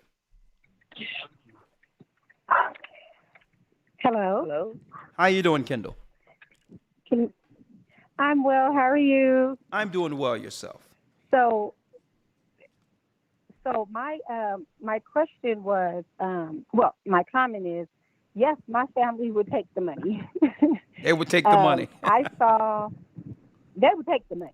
I saw what the stimulus did, how everybody was like living their very best life off of these little $500 and $250 checks that they were waiting for the government to send them. And they didn't save it because they thought, oh, it's coming again. So to know that that's a reoccurring $2,000 that they would get, they would do it. And you talking about the majority of your family? Yes. And I'm going to tell you 90%. something. I'm going to tell you something that's scary about that, and I believe you're right. When things break down, the same people who didn't listen, Who's going to come to mind when there's no resources for them to survive? Mm-hmm. You know what it's going to be? Mm-hmm. When they realize that 2000 isn't working and that they've been duped into their own demise, you know what they're going to focus on? The people who told them to prepare. And guess who they'll be looking for to survive? Well, me. That's the comment I wanted to make. Go on. Okay, Elder. So, my family called me a prepper because I was the only one that didn't take the shot, me and my 2 children. My whole entire family took it. Okay, so I stood on my faith because I said, God is going to give me everything I need to get through this. Listen, let's just call it the juice. You're the only one. The juice. Oh, I'm sorry. The juice. Okay, go on. I was the only one. Me and my 2 children were the only ones that didn't take the juice. Okay. And my mom was standing on it for a long time too. But we had 3 people pass in my family. So everyone got scared. And I still stood on my faith. And I said, I'm not taking it. And I'm going to not give it to my children either. And now that things have passed and the fear is gone and they're back on living their life for God, I'm talking about my mother, living her life for God. Now she's like, I'm so proud of you because you stood on your faith. You didn't stand on nothing else. It had to be faith. And to this day, now I'm the only one isolated by myself with my 2 children that didn't take the juice. So all I could think of is if there's anything to go down, I'm the only one that's going to be able to take care of my family. I'm the only one thinking about farms. I'm the only one thinking about rainwater. Like I have barrels connected to my home. I have seeds. I have all of the different things that I'm trying to get off of the grid with. And I tell my family all the time, we need to come together and get land. Even if we got to put double wides on it. Or we got to go back to old school brick and mortar and building some stuff ourselves. Let me ask and everybody you. thinks like, oh. Let me ask you this. Okay. Do you have a husband? I do not. Okay. Here's a word to the wise. And my sister. daughter's. Here's a word to the wise. I would advise you to stop talking to other people about what they should do, and set up and walk silently as you establish things. Okay. Because the people that you're talking to who didn't listen the first time, when it all goes down, especially if they have husbands or men in their circle, all of the rainwater you're oh my, I got to put you on hold. I'm sorry. We got bells and everything going on in the back. Your water, food, and seeds will be taken. Everything isn't for everyone. Sometimes it's not good to tell people what you're planning. Okay? At the end of the day, the zombie apocalypse is before us, and brothers and sisters, winter is coming. You have to learn how to be silent in your moving. Okay? Food and seeds will be money. Especially if you're talking about opting out of the system and not take the mark of the beast, you're going to need resources to trade. The last thing you need to tell people is what you're going to do it, what you're going to do and how you're going to do it and where you're going to do it. And I definitely wouldn't talk about going into business with them to have land where they have to share on the land. I'm not sharing land with people who are unbelievers and operating in the spirit of zombie. You will be the one put out. The demons will all come against you, and after you plan everything, they'll take the food and put you and your family out. Go to the church and be guided by men who can let you know how to operate. And the majority of the time when it comes to stuff like this, silence. Silence. Silence. You have to tell people how you're moving because you're telling them where their food is. Not your food. Their food. Let me tell you, when there's a lack of bread, people turn into something else. Okay. And if anything, we keep talking about, and I mentioned it, the first reset after the lockdowns when they rolled out that thing a few years ago. People turned different during that. Can you imagine a lack of bread?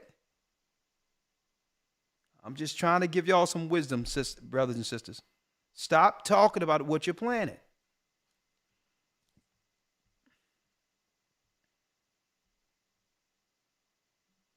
$708. Last call for this evening is Rick. Last call for the evening. Shalom. Shalom, Elder. How you doing? I'm doing well. Last call for tonight. What say you? The purge before the mark. People are dropping like flies, cardiac arrests all over the place. And you know what? Hey, we're doing fine.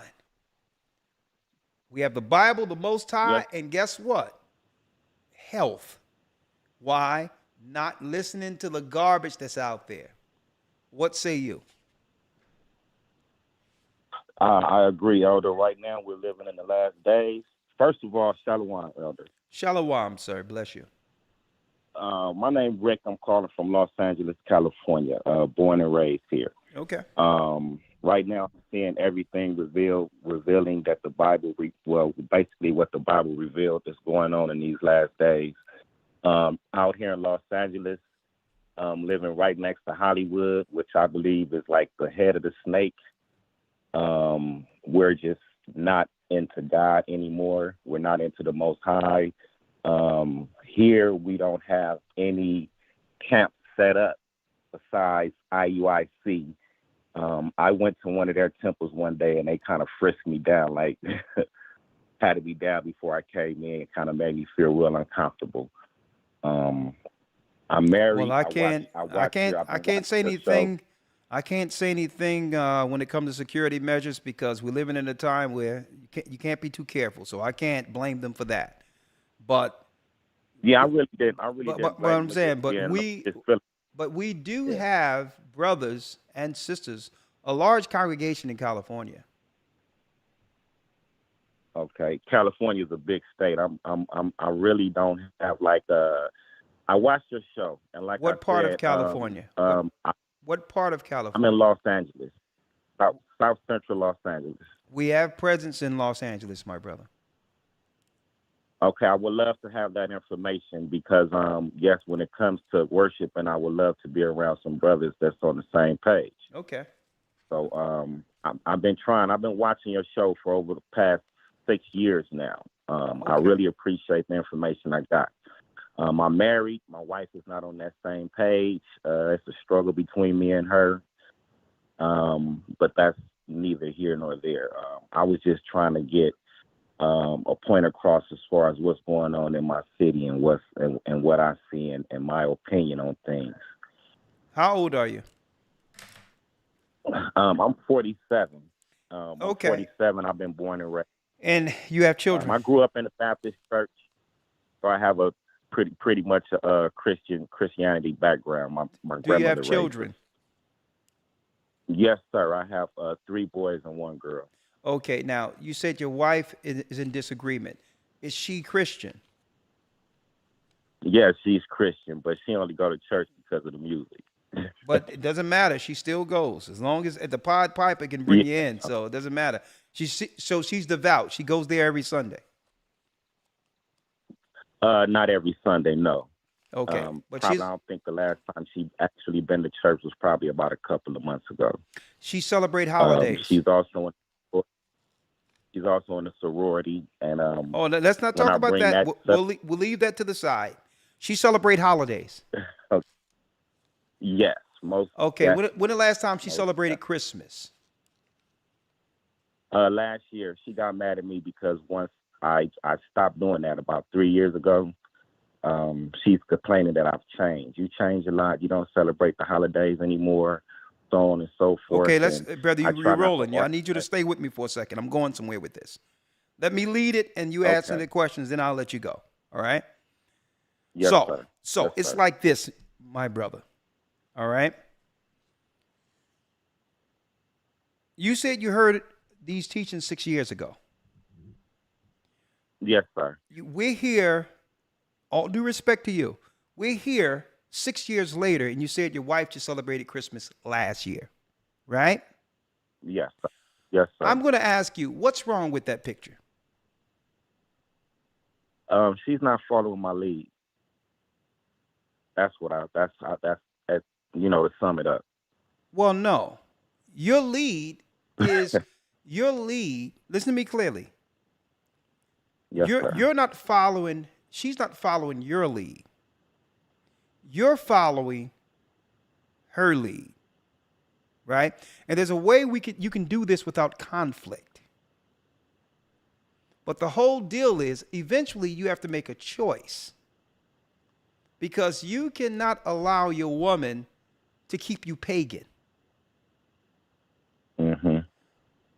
Let me tell you, women who love their husband or love men, let me tell you, women will change their religion for a powerful or a man who stands his ground. I've seen women who's Christians who met Muslims and turned Muslim. Okay? Not based on the man's religion. The fact that the man stood his ground. The whole thing is, a woman will test to see if you stand on what you truly believe in. If you allow her to do what she's doing without any resistance, without saying without setting the ground for what your house will be, she's going to always deem you wishy-washy or in between. Because if a man really believed in God in the Bible, there will only be one God worshiped in that house. I'm going to show you how deep this is. I know women who went to the Middle East, right? Got with men, yes, sir. got with people, men who are Muslim, and they believe in Christ and all that. But you know what? None of what they believe could be exercised in that home. And she was a helpmeet to him, hitting his head 5 times a day with the third eye happening through time. Because that's the obedience that came with the power or the respect she had for that man. Now, I'm not here to challenge in who you are, whatever the case is. But at the bottom line, brother, you're going to have to stand for something. It's been 6 years and she's still going to church. You have to stand for something. Or she's not going to. Yeah, that's what I'm saying is, listen, I'm going to let you go. I'm going to let you flow. Say, it's more like. I'm going to let you flow, but it's a battle. It is no battle. Women follow men they believe in. I can agree with that. So so then that comes in. Then there's a respect factor. There's a respect factor. Even if you don't believe what I'm dealing with, in my home, you're going to respect me. You're not going to bring another God in here. You're not going to bring a Nimrod stick and have me celebrate something that I know is pagan. I'm not saying that you can't celebrate what you want to celebrate, but it's not going to be in my house I'm paying for. They're having Christmas everywhere in this earth. If you want to disobey December 25th, I'll see you when you get back. But in my house, the Most High is served. So men have to stand on their laurels, brother, or she's never going to see you as serious. A serious man to guide her if you allow her to serve another God. What say you? Yeah, I'm basically that's the battle, because before we got married, like I said, I didn't have this knowledge. So the change that had came with the knowledge that she's seeing me it's like, oh, you have changed, because we're battling now. I'm not with the Christmas. But there's something else. And so on. Brother, but there's something else. Yeah. Right? It comes down to, is she paying the bills or you paying the bills? No, we split the bills, but I drive trucks and she's a school teacher. Okay. You split the bills. See? You split the bills. Yeah. That means she has equal say over everything, right? But should we stand on that? Does that matter? Brother, listen to me. All I'm saying is, usually when women are paying for something, and this is the way it is, no one is going to tell them what to do. The whole deal is, if I'm paying for something, now if my name is on something and I'm paying it all, and I'm taking care of it all, then I got full say. Now, if she's paying for something, we have to negotiate what she ain't going to pay. But but only one God is going to be served here. So your pay isn't going to have a Nimrod stick up in my house. So let's negotiate what you're paying so that the tree is gone and everything else. How much does it cost? How much does it cost to get your God out of here? And I'll supplement that. But you ain't celebrating up in here. So as an elder, one question. So as an elder, knowing that the foundation that we're standing on has been built or is weak from misunderstanding by growing up, how do you fix that? Brother, both foundation, listen. listen. The foundation was weak from the beginning. The bottom line is this. Yes, sir. And it's on both of our parts. We were both ignorant. She was ignorant and I was ignorant. That's no excuse now that the truth is here. Christ said, remember Lot's wife. Again, a woman doesn't respect a man that doesn't stand on his laurels. I'm going to tell you this right now. And it's a shame. You're a woman with the same belief in everything. I know strong women. But let me tell you, they go over to the Middle East and they see men who stand on what they believe. And guess what? That's an attraction in of itself. So women don't even care about what they believe. They believe in that man who stands on his laurels, and they'll become a Muslim because this man isn't taking what she's saying as an option when it comes to what God will be served in this house. It's a respect factor. And what's going on that I see, there's a lack of respect that we're suffering here that will not change until men stand up and say, you know what, all due respect. There's no fight. There is no abrasion. There is no argument. This is where I'm going to serve my God at. There will be no fight because either way I'm going to serve my God where only one God will be served in my house. Either way, either here or someplace else, but only one God will be served.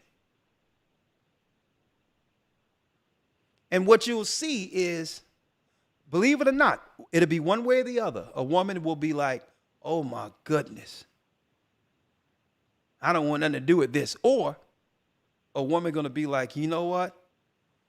That's a man who's standing on the God he believes in.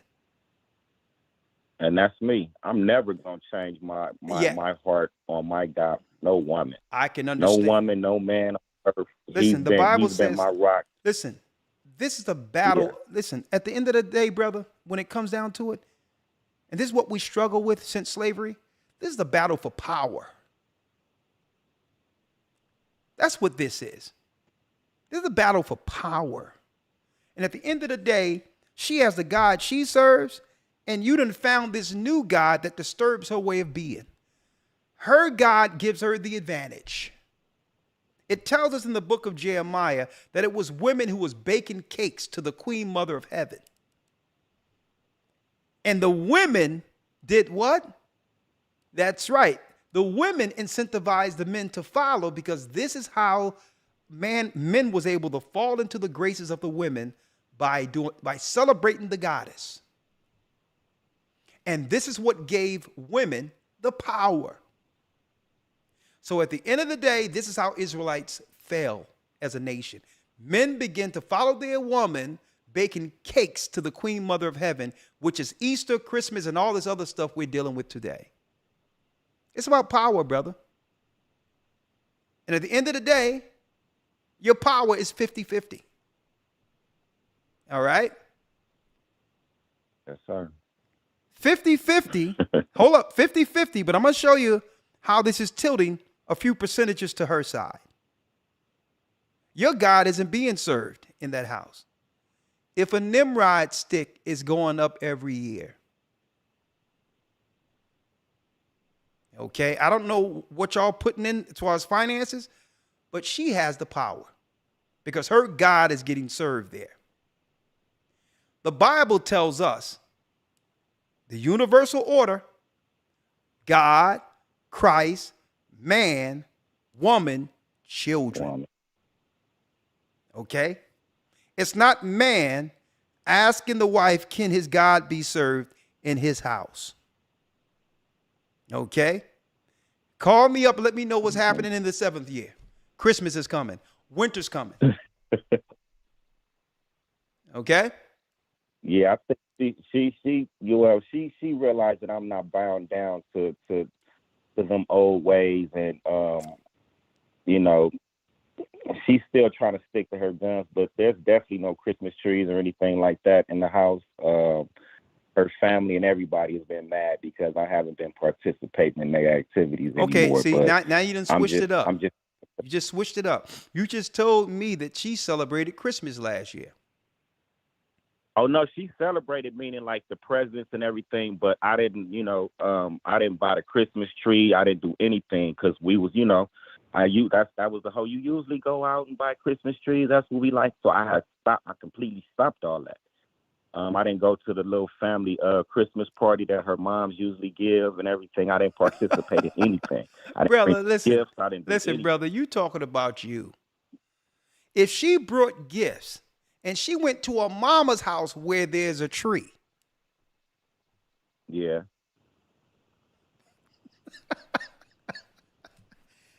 Hey, brother, listen. Hey, listen. Just keep on fighting, brother. You laugh. Keep fighting. Keep fighting pray. Keep hope alive. Keep it going. You're outnumbered. You're outgunned. The whole deal is, does she do what you ask her to do? Will she put down that God? Will she stop celebrating that with her family? That's a yes or a no. Man, I would really, man. And here's the issue. Hey, brother, listen. Listen, brother. If it was just you and her, I would say, it's not a big deal. If it was just me and her and just relax. Service, then No, listen to what I'm saying. I can say yes, she would. No, listen to what I'm saying. I would say, listen, okay. How many sons you say you have? I have 3 boys. Okay. How many girls? 1 daughter. 1 daughter, 3 guys. We don't have no children together. Okay, so no children live in your home. No, her daughter lives there, lives in the home, but not my children. Okay, all right. My children are grown. All right, okay, well that's fine. Well, I'll tell you what. And her daughter's. Well, don't worry about her life first. Believe me, her daughter is going to do fine. Her daughter going to do what she's doing. Okay, so hey, but at least you're bringing in the finances, so you're doing your part. Okay, hey, every house need a wallet. Okay, so every house need a what? Wallet. Oh, a wallet. Oh, okay. Yeah, in California you need 2 wallets. Okay. Well, hey. Before we go, I would like to know, as far as being I've been baptized years ago, of course, but came across new truth. I mean, well, the truth, not the new truth. But I was wondering, would you suggest me getting baptized again? If so, I would love to come out there and arrange that. Absolutely. If you want to be baptized, but of course we go into the knowledge, give you the insight. It's almost, even though we're going to baptize you anyway, but give you an insight of what the doctrine is, why we're baptizing you, and what your obligation is to Christ with that choice. We're not going to just blindly just do something with you and not let you understand what comes with it. If you're interested, I can put your number down. I'm here. Yeah, if you're interested, I can have Bishop Luke from California give you a call, and we can begin our building. But again, don't go and blow your house up from this phone call. This was just a teaching moment. No, I'm a little It's smarter a than teach. that. Yeah. Don't go blow up the house. When I say blow up the house, don't go and now I'm a man in here. I'm more than a wallet. I didn't say that for that purpose. I said that so that you can understand what trajectory to be on when it comes to being on one accord. And it's about speaking to your wife in a way and letting her know that you would really respect her if she would go on this journey with you. The journey is we're the children of Israel, and outside of the hollering and some of the mess out there, Christ didn't operate like that. So the Christ you believe in, church, is true. He's real. He led us to this point. Please go on this journey with me. The journey is the truth. We're getting back our true way of living. If there's holy days you like for Purim, we can switch out Christmas for Purim, and I'll give you gifts. So you can do your gifts and all that on Purim, and I'll give you gifts and your daughter gifts. But let's do it God's way. So, and that's the knowledge that we both need. We both need that, yeah. because I have little knowledge in my approach. Yeah. My approach may be not right. Yeah. When I'm explaining things, and sometimes I get a little excited, and she say I come off like I was actually there. Yeah. So it's more so about having her understand why she's pivoted. And it's not, you understand? So I'm not trying to say just go through and, I'm the man and all this others. I'm just giving you some examples. It's been 6 years now. So whatever you've been doing isn't working. So it's I'm time. not going to disagree with that. Yeah. That's so why I'm that's calling to get some insight yeah. from someone with a lot of knowledge. I appreciate you. And guess Elder. what? If you've been with her, it. you're welcome. If you've been with her this long, there is some positive attributes. There's things about her to why the Most High, why you feel the Most High brought her in your life. She must have some good. She must have a good spirit with her. She is a believer, but sometimes this pagan stuff is hard to let go. But be patient with her. Yeah, and that's what I understand. Yeah. So be patient with her and let her know how important it would be to you if she gave this a chance. All right. Okay. All right. Okay. Thanks a lot. All praises to the Lord. You welcome. Thank you, and everybody that's commenting. Thank you. I'm reading the comments. But please, Elder, have them get in contact with me about the baptism. I got you. I'm here to serve the Lord. I got you. I got you, brother. Welcome to the battle. And and let me ask you, when it came to the juice a few years ago, did your wife get the juice? Oh no, she didn't get the juice. Okay, well, hey, we on the right track. We're on the right track. Okay, well, we good. We good. That's good to hear. Yeah. All right. Well, brother, welcome to the fold. I'll give you a call. You'll have a call before this week is out. All right. Thank you, sir. My brother. Oh yeah, these comments, they get relentless, especially after 10 o'clock. But anyway, Elder Lawyer. Bless you, Elder Lawyer. Thank you for assisting me tonight, brother. It's been a great broadcast. Yes, sir. Yes, sir. All right. And Shalom. Shalom. I'll talk to you tomorrow. My brother from the same mother. Shalom. Yes, sir. Shalom. All right, brothers and sisters. I'm Elder Rick Shaw, the Gathering of Christ Church. This concludes our broadcast for this evening. May the Most High stay with you. Stay Thank prayed you for up. using Blog Talk Radio. Goodbye. We're in the purge. Do not, I repeat, do not fall victim to the mark of the beast. Stay prayed up, sin not. We, as the children of Israel, will soon see Zion. Shalom.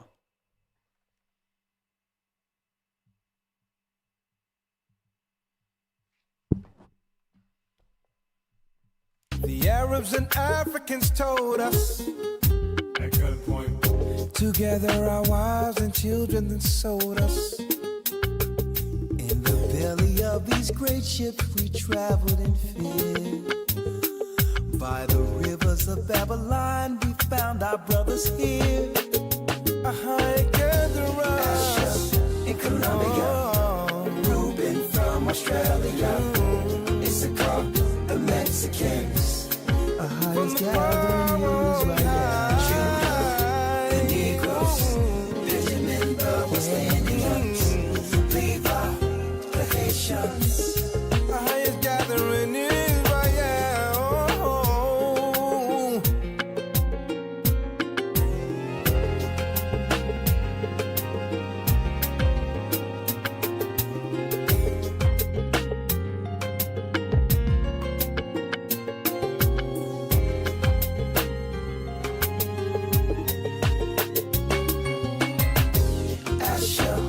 Colombia, Reuben from Australia, Issachar, the Mexicans. That's who we be, Judah, the Negroes, Benjamin, the West Indians, Levi, the Haitians, Manasseh, the Cubans, Ephraim from Puerto Rico, Naphtali from the Isles of Hawaii. The Lord is calling back Israel. Zebulon from Panama, Gad, the North American Indians, Simeon, the Dominicans, our highest gathering is